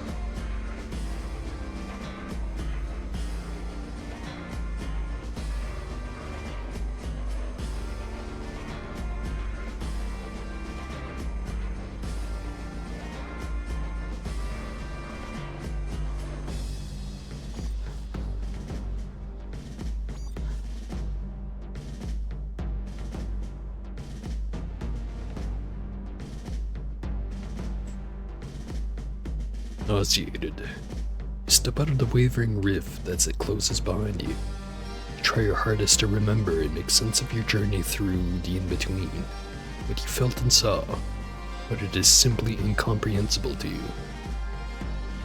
just have this feeling that a lot of time has passed. Regardless, you are uninjured, untouched, whole. That is all that matters right now. However, there was one thing you remember clearly. That is that someone yanked your arm and pulled you into reality. Dude, who now stands before you, stares at you with dread in his eyes.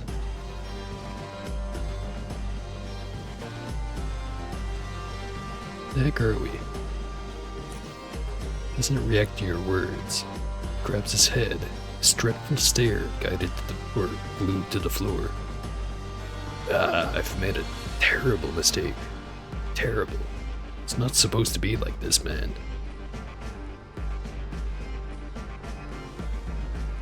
What are you talking about, dude? Isn't this what you saw in your visions? Man. When you see I'm like freaking out right now. Instantly felt something was wrong as soon as I stepped into the rift. There is this feeling that we have strayed from the vision. All of this is, like, wrong right now. Not supposed to be here. Don't you get it? It's not a part of the vision anymore. It's the unforeseen reality. Everything is wrong. Everything. Made the juice wrong, the place we're in. Not supposed to be here. Felt it when we were in the in-between. Stomach sickness, first headache.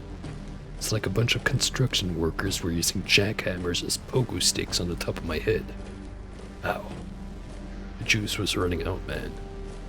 I had to pull us out of there, or else... Oh, I don't even want to finger that. Just saw that shimmering light, and... here we are.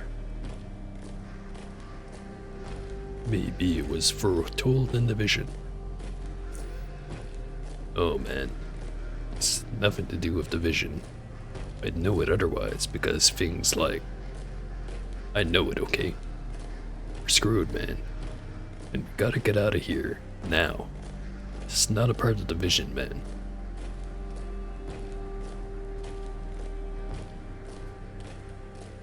No reason to panic. But we make some more juice and use that to get out of here. Oh no. I ain't making the juice again, man. Till I figure out what I've done wrong. Especially now that I don't have my measuring cups. There's a greater chance that I'm gonna make, well, perhaps an even worse mistakes. Gotta get out of here, but I'd still rather die here than risk it in the in-between. Remember all the stuff I talked about, right? So how do we get out of here? Okay, I don't like... Wait, I gotta think. Closes his eyes and puts its fingers on his temples.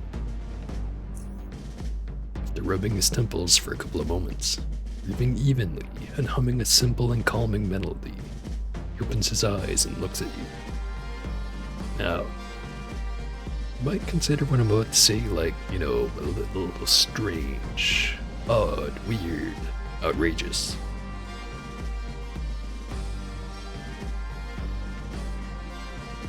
Things I hear from you have stopped sounding strange a long time ago. What's strange is that we've actually reached that point. Gives you a slight smile. Your words mean a lot, man. You really do. Takes a deep breath. Gonna need some oil. Oil. Now that I've thought about what happened, I don't think we actually ran out of juice.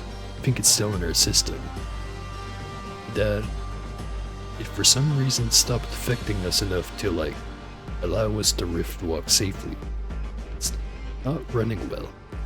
Therefore, we need a way to get it moving around somehow. What is the best way to jumpstart the lean juice?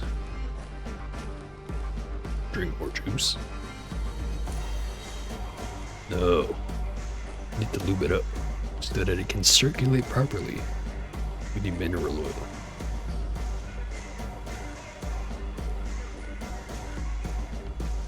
Do you know mineral oil is petroleum distillate? That depending on how much it has been treated, it can be carcinogenic? Yeah, but so is dermatrin, cancerous. And you haven't, like, gotten cancer yet, did you? Juice will protect you, man. Trust me. What kind of mineral oil do we need? Whatever kind of mineral oil you find, you bring to me, okay? Once I set it, or once I see it, I'll figure out whether it's gonna work or kill us. Remember, man, there's no vision to fall back to anymore. We're alone, so keep your eyes peeled. Your mind clear and your bowels tight. In odds. Good luck. Go and get the mineral oil. I'll be here. Hiding. On it, dude. Mineral oil. Alright. Back to reading the chat. Half-Life games are a good example, though. You can bitch slap motherfuckers with books, or nod your head along, or you could take a deep sniff of Barney's keister while he ignores you, or you could slam the exact same unremarkable spot on a metal wall for 2 minutes while the dialogue audio is drowned out by source sound effects clang. It's a lot better than the cutscene you can't do literally anything. Love how Underrail is exactly a single feat in the whole game that exclusively benefits crowbars and nothing else. Like, that is simply funny to me. Like, you would only take it in the main builds, that means stick and brace people intentionally playing the game like a masochist autist who wants to play the whole game on dominating with a crowbar. That's their only source of damage. Feat is called sap if you never looked at it. I mean, you say that, but he also made throwing knives a viable build, which as far as I'm aware is probably worse than crowbars. Let me look for it anyway. There it is. 50 melee, 50 self. Grants 20% damage bonus when attacking with crowbars and allows you to perform a special crowbar attack from behind the target that bypasses all resistances and shields and incapacitates targets for up to 5 turns. So either be hidden from your target through stealth or the target needs to be incapacitated. Only works on humanoids. Doesn't sound like too bad of a feat actually. Just in comparison to like... find it. Kneecap shot. Although this one's a little bit less of a meme because I forget what the name of the enemy is, but in Expedition, if you go to the Horticultural Center or the swamp, the nest for the locust, you can actually use this on them, unless if they patched it since I last tried. And since it does 125% of the original damage over 3 turns, that can actually add up to a lot of damage.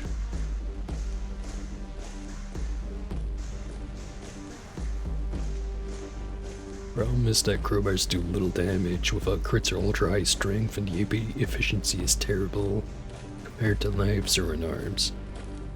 And that is a good point.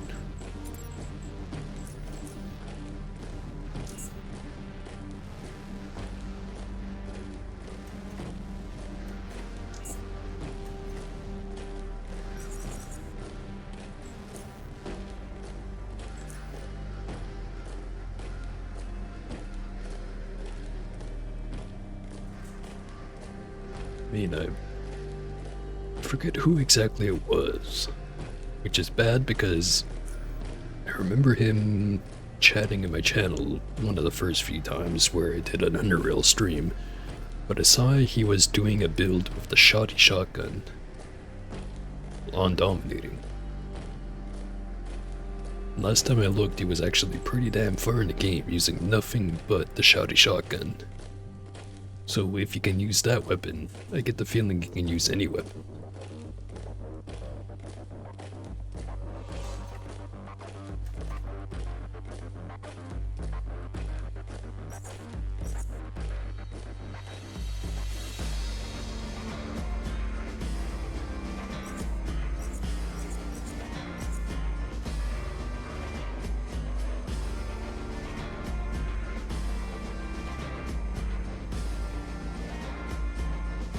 Actually, now I kind of feel bad about not remembering the name, so let me look it up.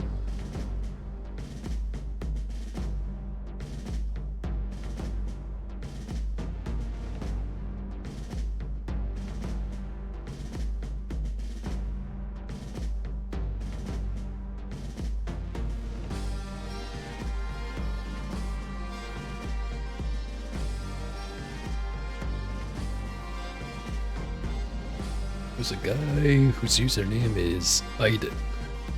Same as the guy who's in charge of the Chort Institute. Except he has a 1 instead of an I in the name. But yeah, he was streaming the game and he did a build where he used a shoddy shotgun. Made it look easy. There's more than I can say about the game.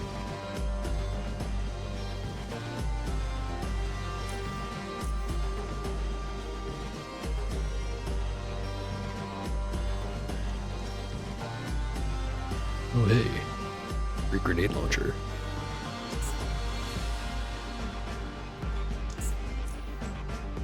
Just put on this disguise.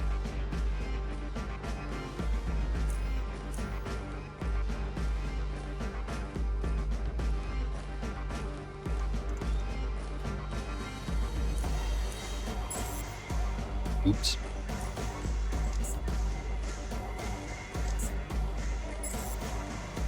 Well, I theoretically could just kill everyone here. But that would probably take more time.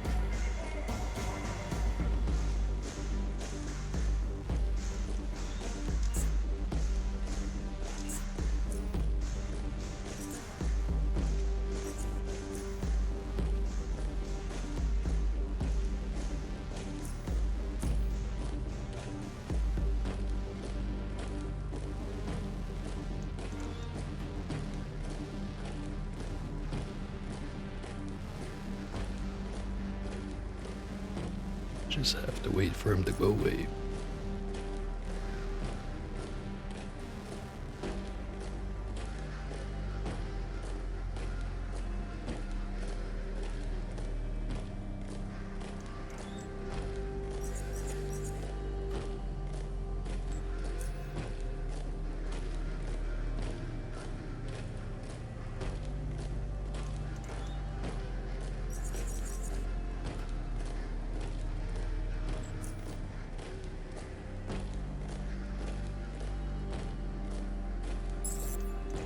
Damn it.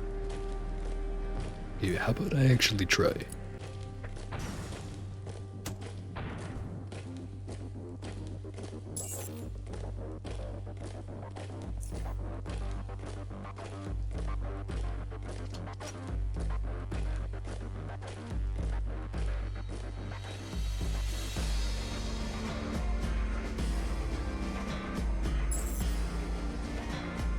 Right. They're all hostile.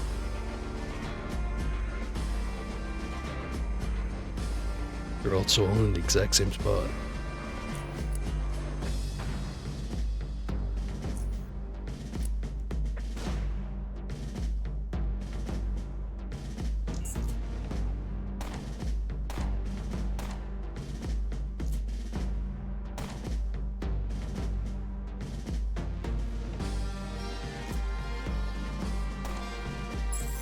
No dice.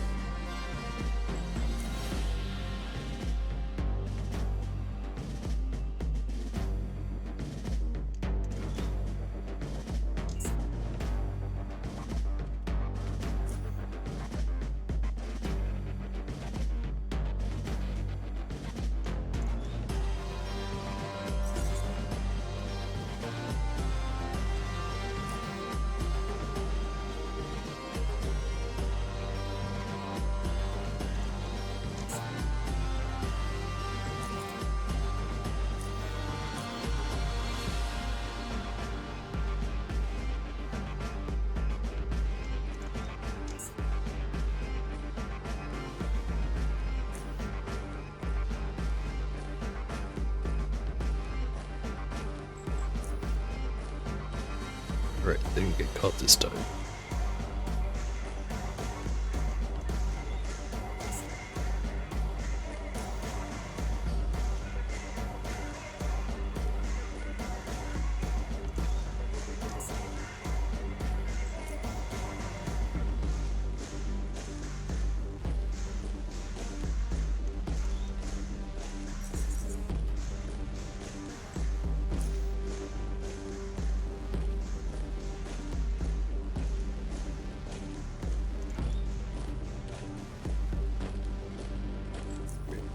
One room done. There are like 10 to go.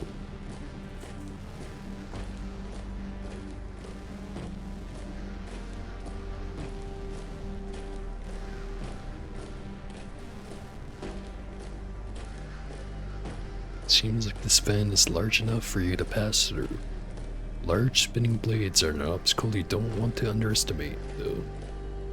You could try leaping through, but the confined space you're in requires some well-controlled and well-executed movement if you want to progress safely. Not risking that.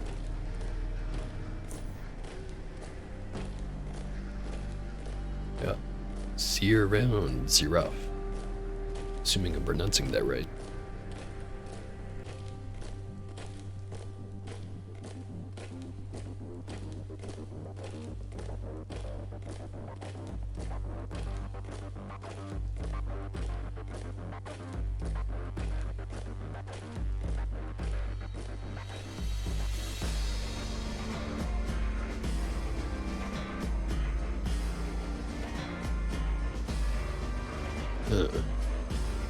Remember there being a couple of guys chatting that room. So I'll have to skip it.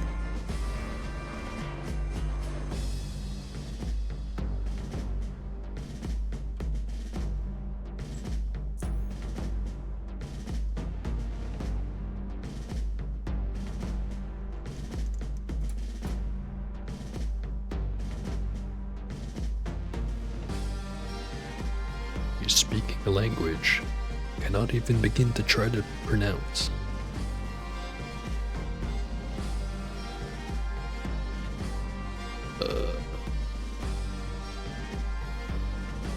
Shake my head. Cough and point at throat.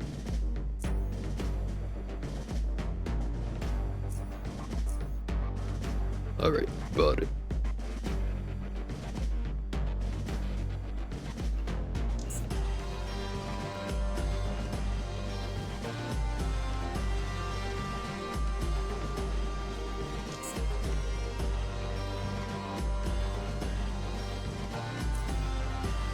Too much stuff again.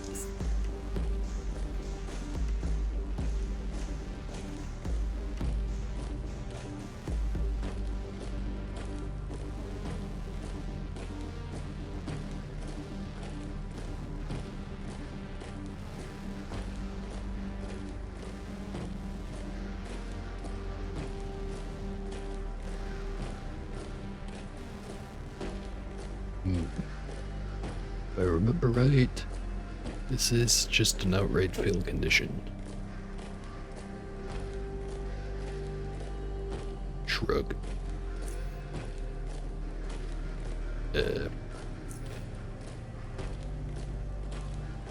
Don't speak the language.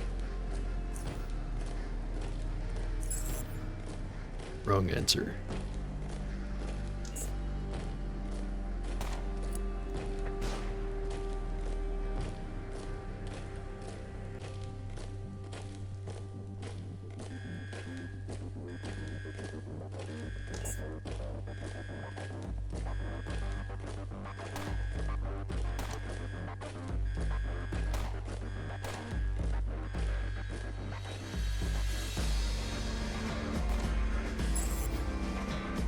Alright. Try number 2.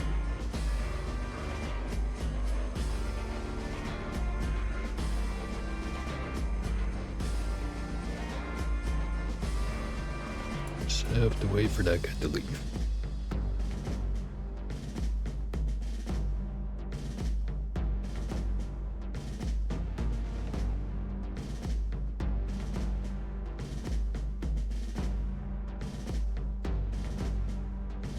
Any second now.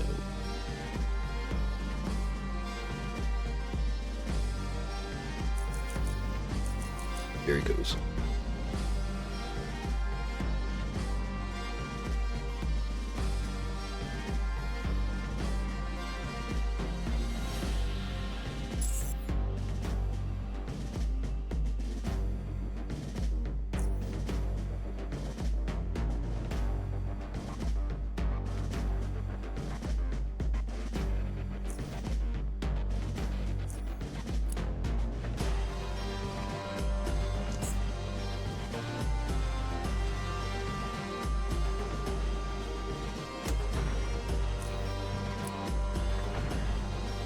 Kill that guy with a grenade. Hide in the other spot.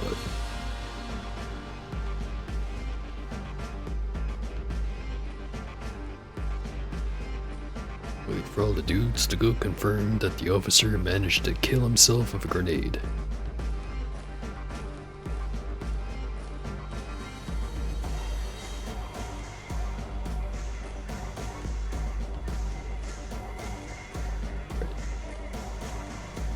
Close the door. Disguise myself as Officer Dipshit. So that's a Tychrome crowbar. Did not know that that was a thing.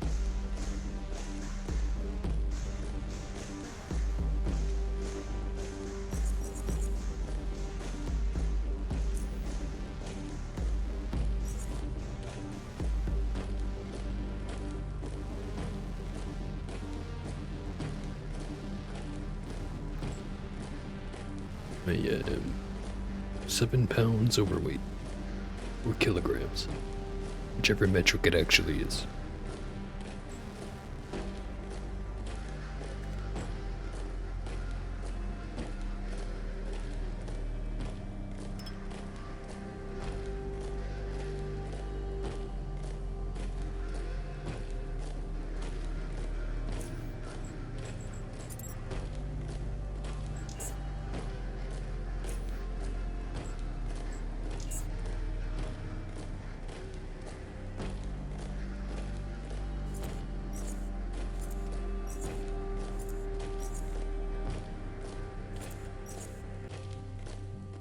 Probably make some more flashbangs.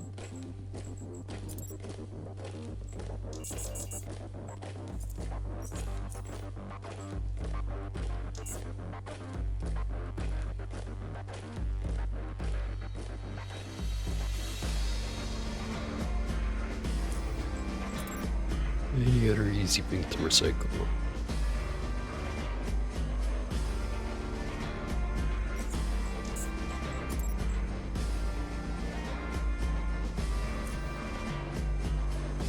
Not really.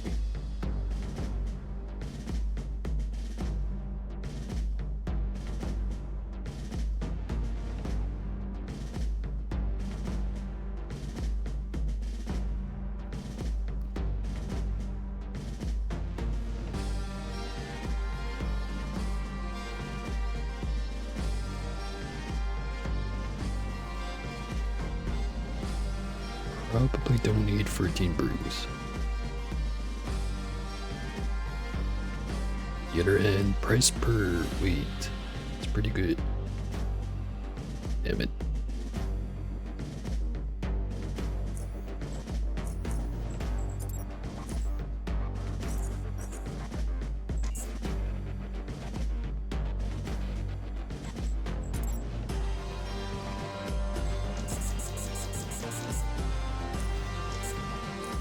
Right, just enough weight.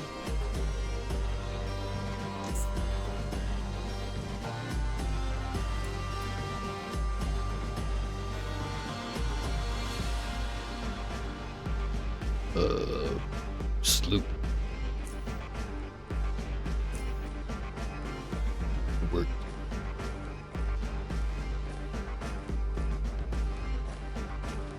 Crate has been inconveniently placed on top of a trapdoor. Push the crate.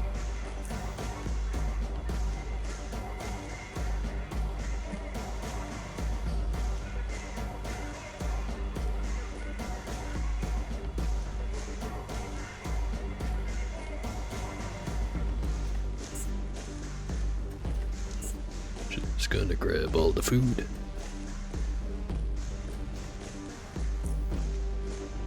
Way to go.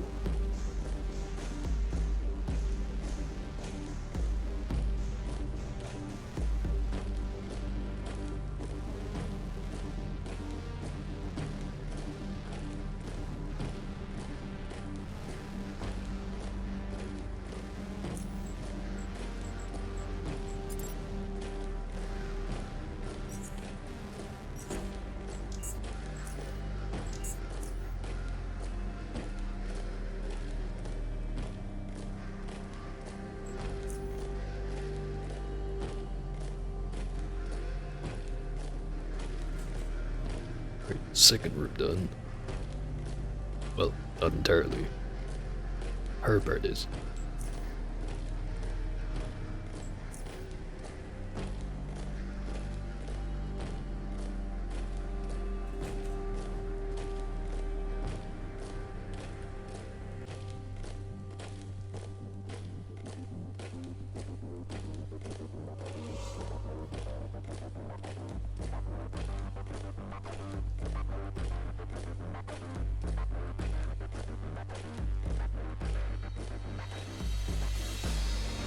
remember right, that ventilation shaft doesn't actually give me anywhere I want to go to.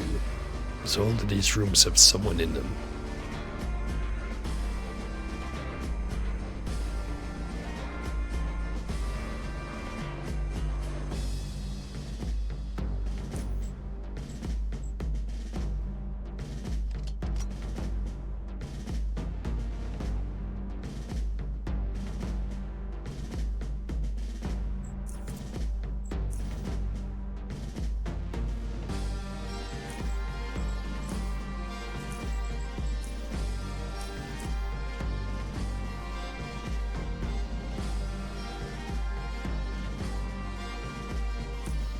Good, which one gets me to where I want to be?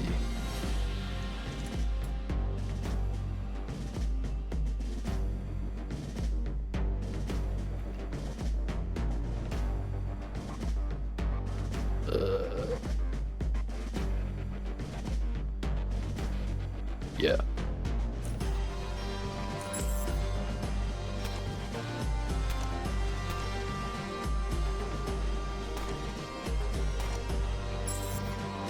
So much for that.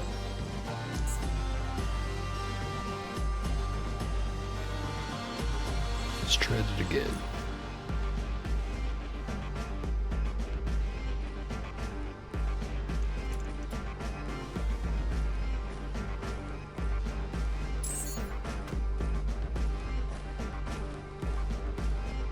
Wrong move, apparently.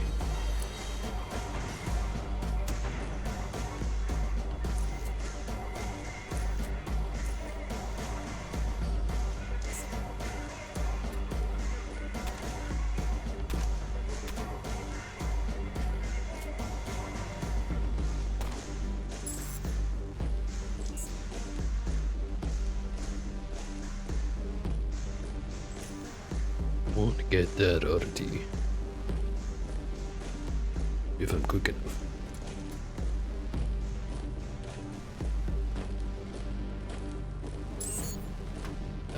That guy's busy looking at me.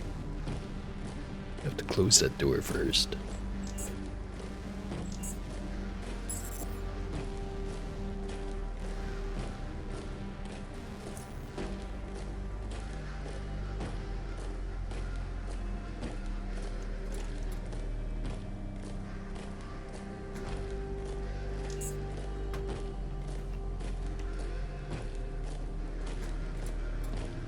Right, or number 2.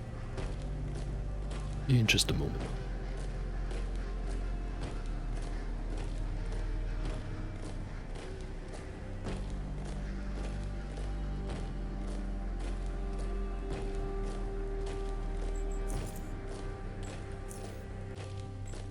Lockpicking 90, it said. I think I have a shitload of Mark IIs.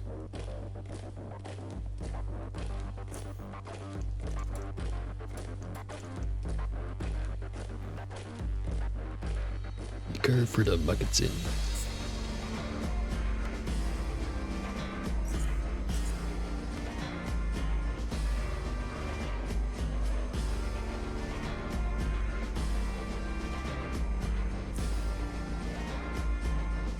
Let's read the full thing. Wherever it is. Here it is. Do it, calligraphic inscription reads, Što tagu ne odme. Rklisno Rgdinetto. Kino Dagi Preskishnash. Snisnisto.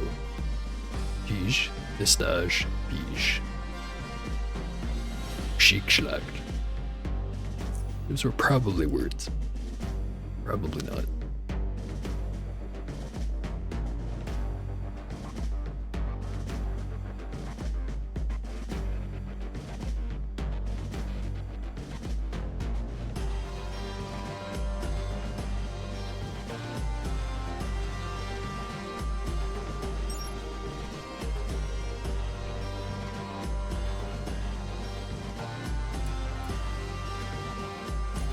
And switch uniforms.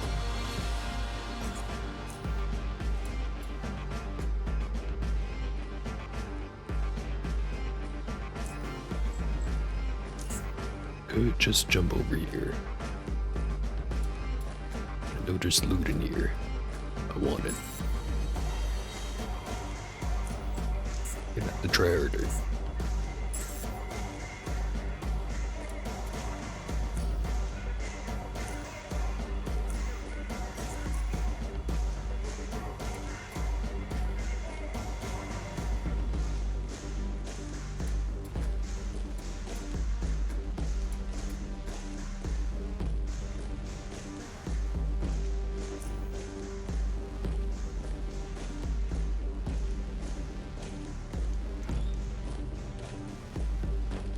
Grenade quality grenade launcher frame.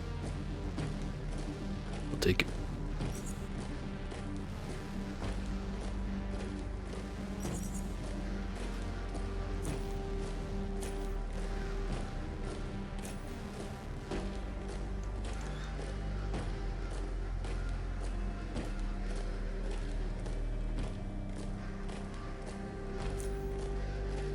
Just shed some weight. Somehow.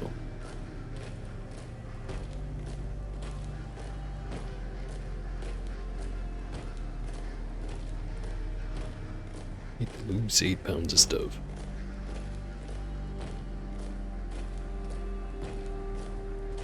Maybe this.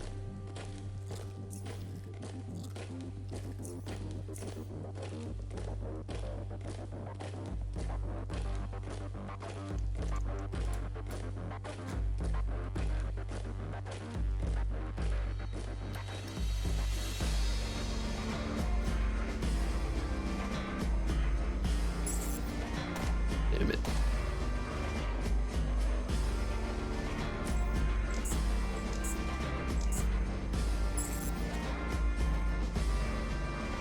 I'm good at stealth missions. And yet, here I am.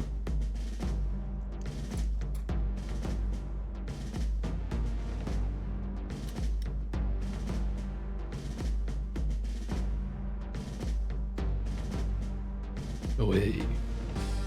It's the scholarly frog. What you up to?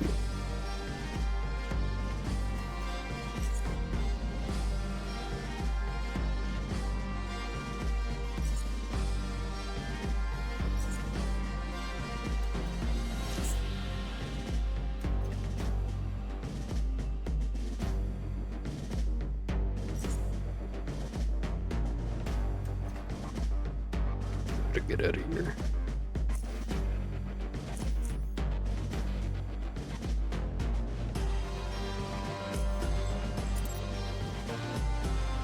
Really have to get rid of some stuff. What better stuff to get rid of than the armor suit?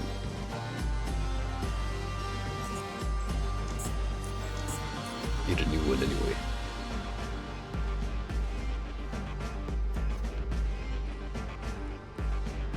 Windows 7.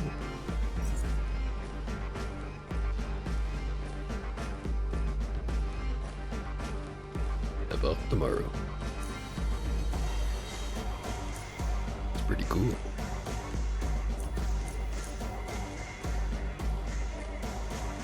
Alright, 5 pounds overweight. What to get rid of?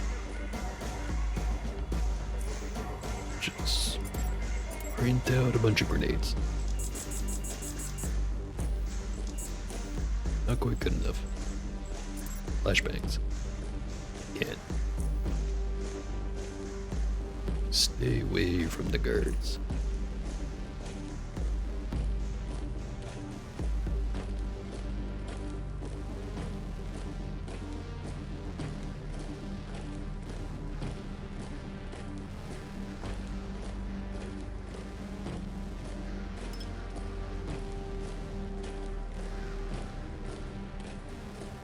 Maybe it's just get rid of some of this mushroom brew. Not too much of it.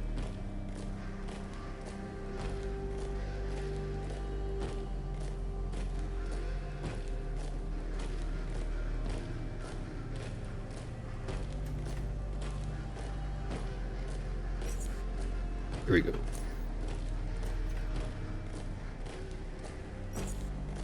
And back to being overweight.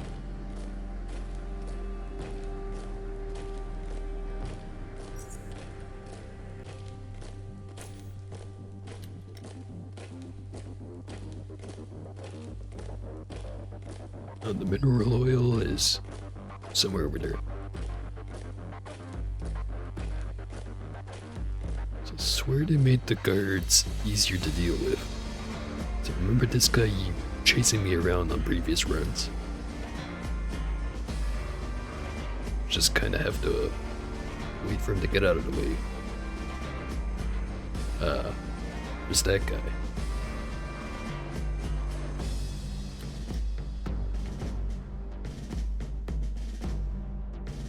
See who moves first.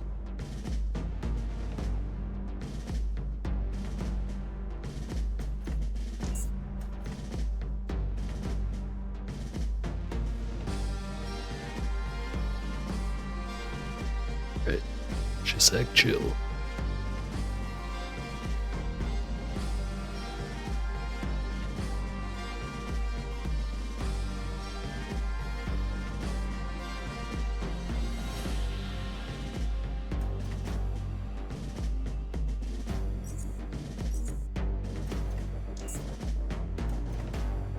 Got the oil. Time to go.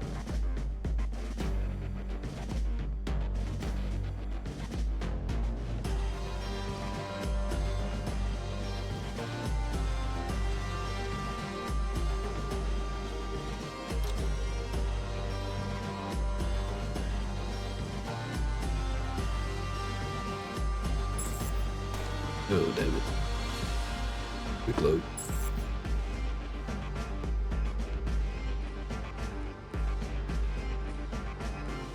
Can't see him from here.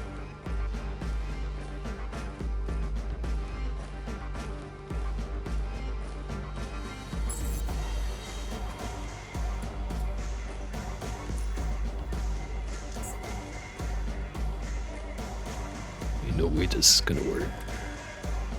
Yep. Alarm sounded. Quick look.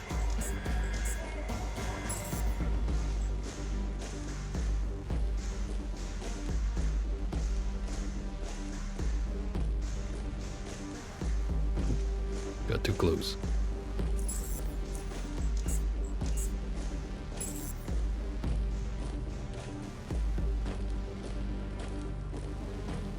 Here's an idea. Just have everyone run over here.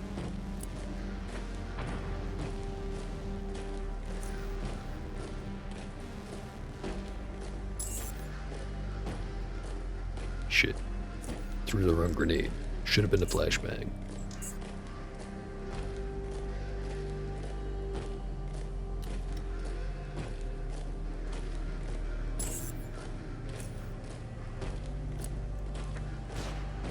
There we go.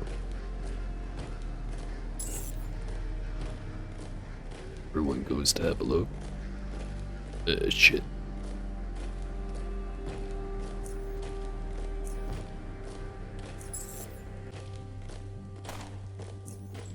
Plan might need some more refining.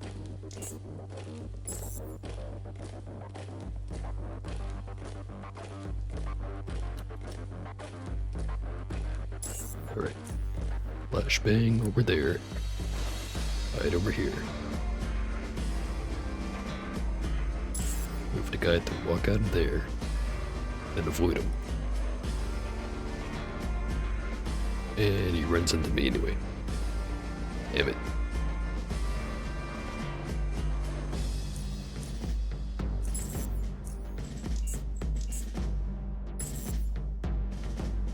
Okay, better plan.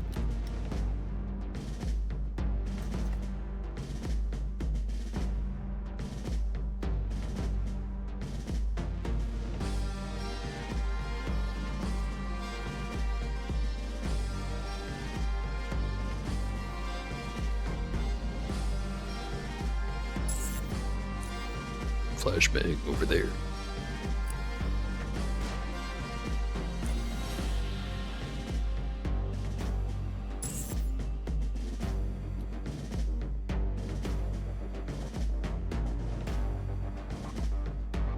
How I go?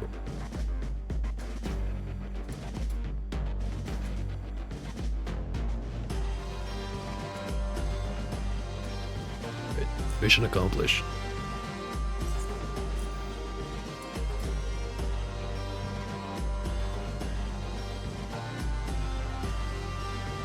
I just have to get the heck out of here.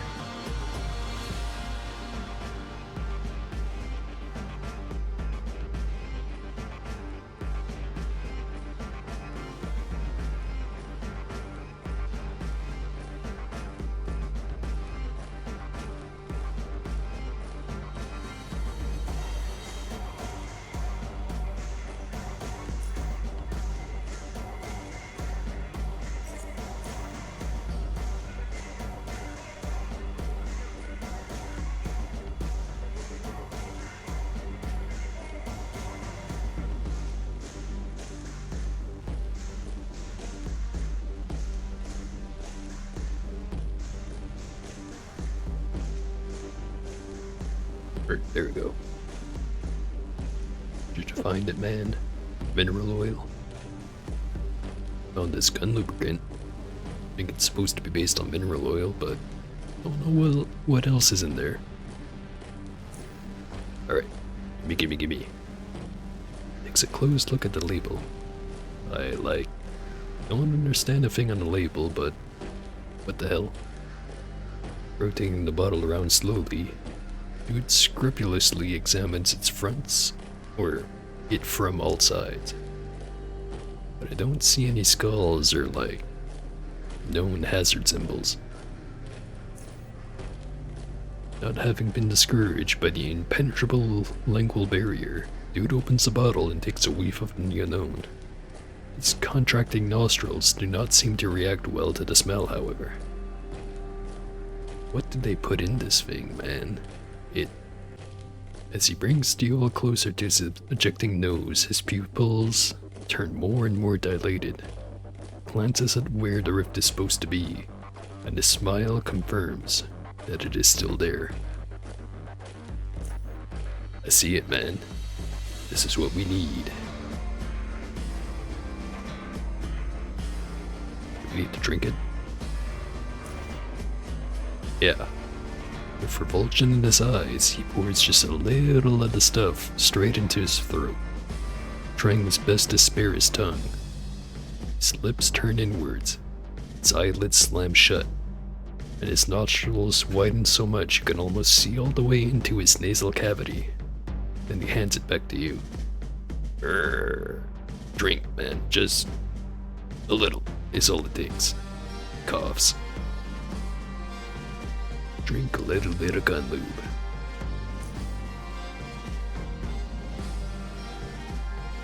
Time to leave, man.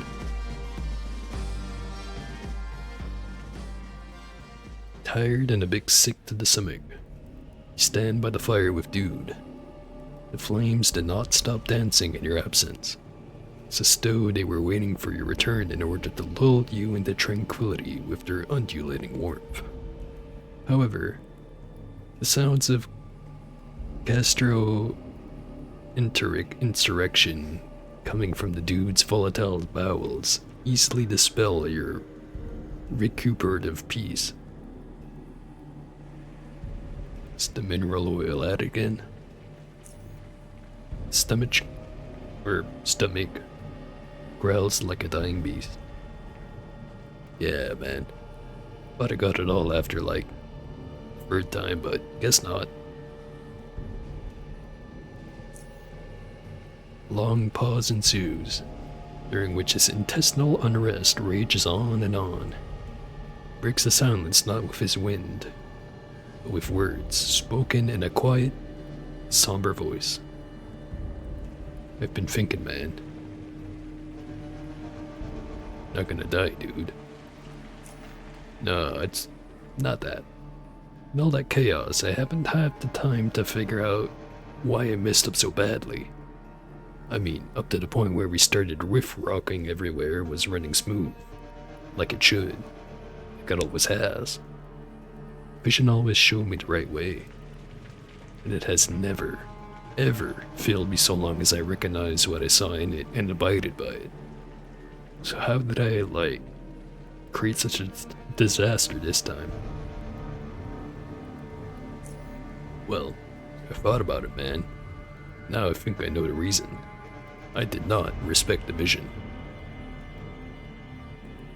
What do you mean?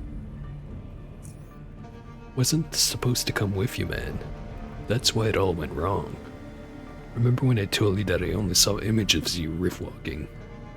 Vision was a bit fuzzy, but what was clear was that I wasn't with you, man. It was so damn stupid, man. I've never done anything against the vision, but I always felt things were going to fall apart if I did, so I never, like, did it. I mean, never mind. And I felt it as we were riff walking, and I knew everything from that point onward was, like, uncharted territory. Anything could happen. But that brings me to another question. Why did I mess up the recipe? If it was you who was supposed to do all the riff walking, then how could I have done that step wrong? You need me to riff walk, right? I am the juice supplier. The juice dude, man. And it hit me. I did everything right. The juice is okay. It is okay. Felt and seemed right. Because it was right. There was another variable which I never, like, had the chance to test. Both of us went inside the rift at the same time, man. What if two people attract much more living air, try to kill them? Then what would each one of us individually attract? What if our minds are interacting with each other in some unknown way when we're there? Maybe the attunement gets messed up. Maybe it's something else entirely. Point is, the effects wore off much quicker because we were together in the in-between. That's why all the problems occurs. So in the end, the rest of our journey, according to your vision, was in fact my journey, mine alone. Seems so, man. You and I are done, unless I get another vision. The two of you instinctively pause in anticipation of the aforementioned. Nothing happens. Well, when I say done, I didn't mean, like, completely done, like, totally. Could still make juice for you. Between, like, talk and do stuff. But then I mean done with traveling around and collecting stuff for me. Except juice ingredients. Damn it, we're not done at all.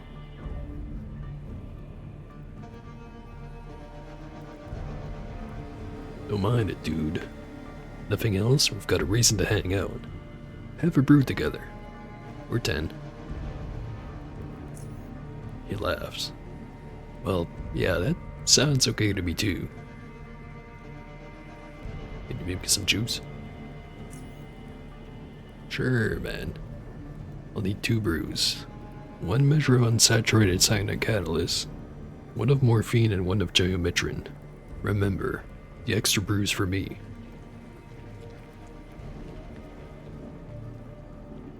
It's far too time consuming. There's gotta be a better way to get these ingredients.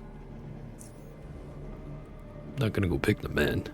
Far too busy to be doing something as dull and mundane as going about and, like, making mushrooms. And how can you expect me to do it? It's your destiny, man. How about I found someone who can supply us with the necessary ingredients? Then you just buy it off me? That could work, man. Got anyone in mind?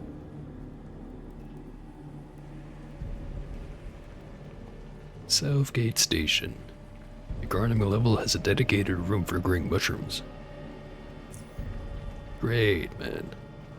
Take care of picking up the supplies, man. Don't you worry. You know what? I'll even take care of the brew while I'm at it.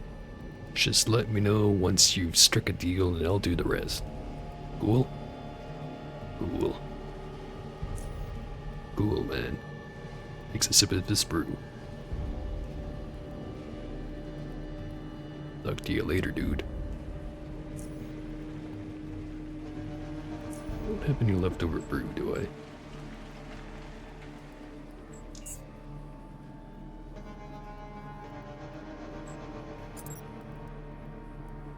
Doesn't seem like it.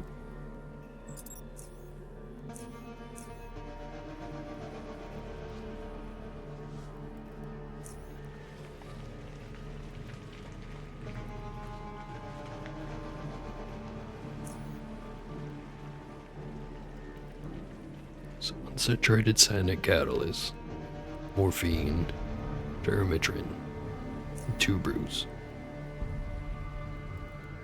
Change your mind. How, man? How? Who am I talking to right now? Not literally, dude. Did not change my mind, literally. It's an expression. Well, like, you know, I know, I like. How's it going, man? Don't worry about it.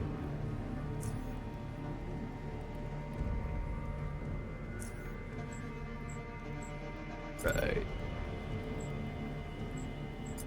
So if I remember, dropped all that brew just earlier. I could go back and get it. As long as I drop off a few things first.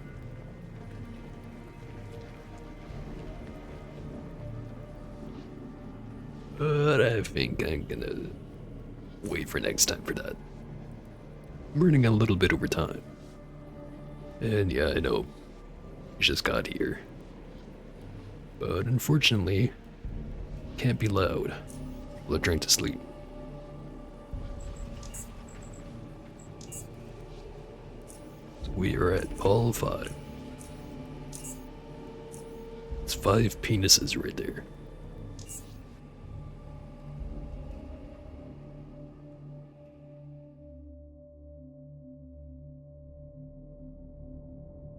Anyways, see how many people I've got watching. Ooh, there's 5 people. More than usual. Let me see if there's anyone I could raid right now.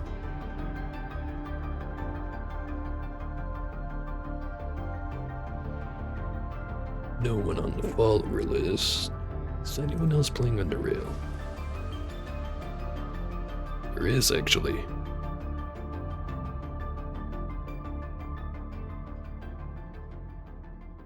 Let's send them a raid. What's the worst that could happen?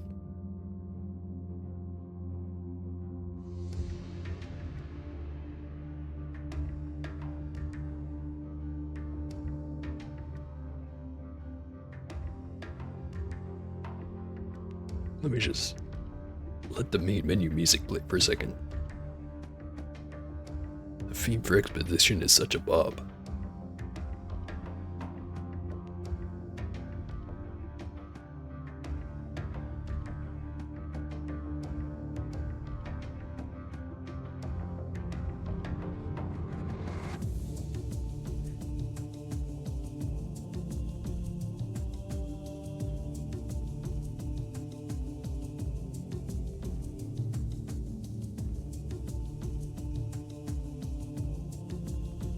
I mentioned I also have a drink here that I could keep drinking.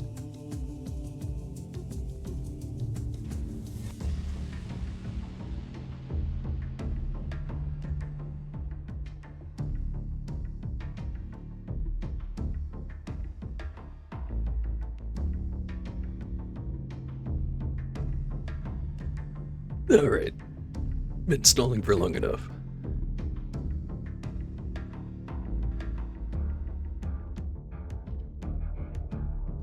We're gonna raid the only other channel that is currently playing Underrail. See how he's doing.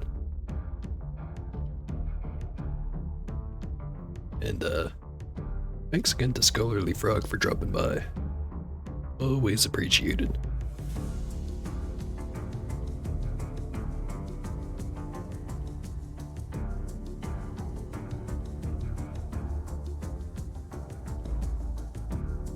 Anyways, mine's going kinda blank right now, so I should probably hurry up and get done with this.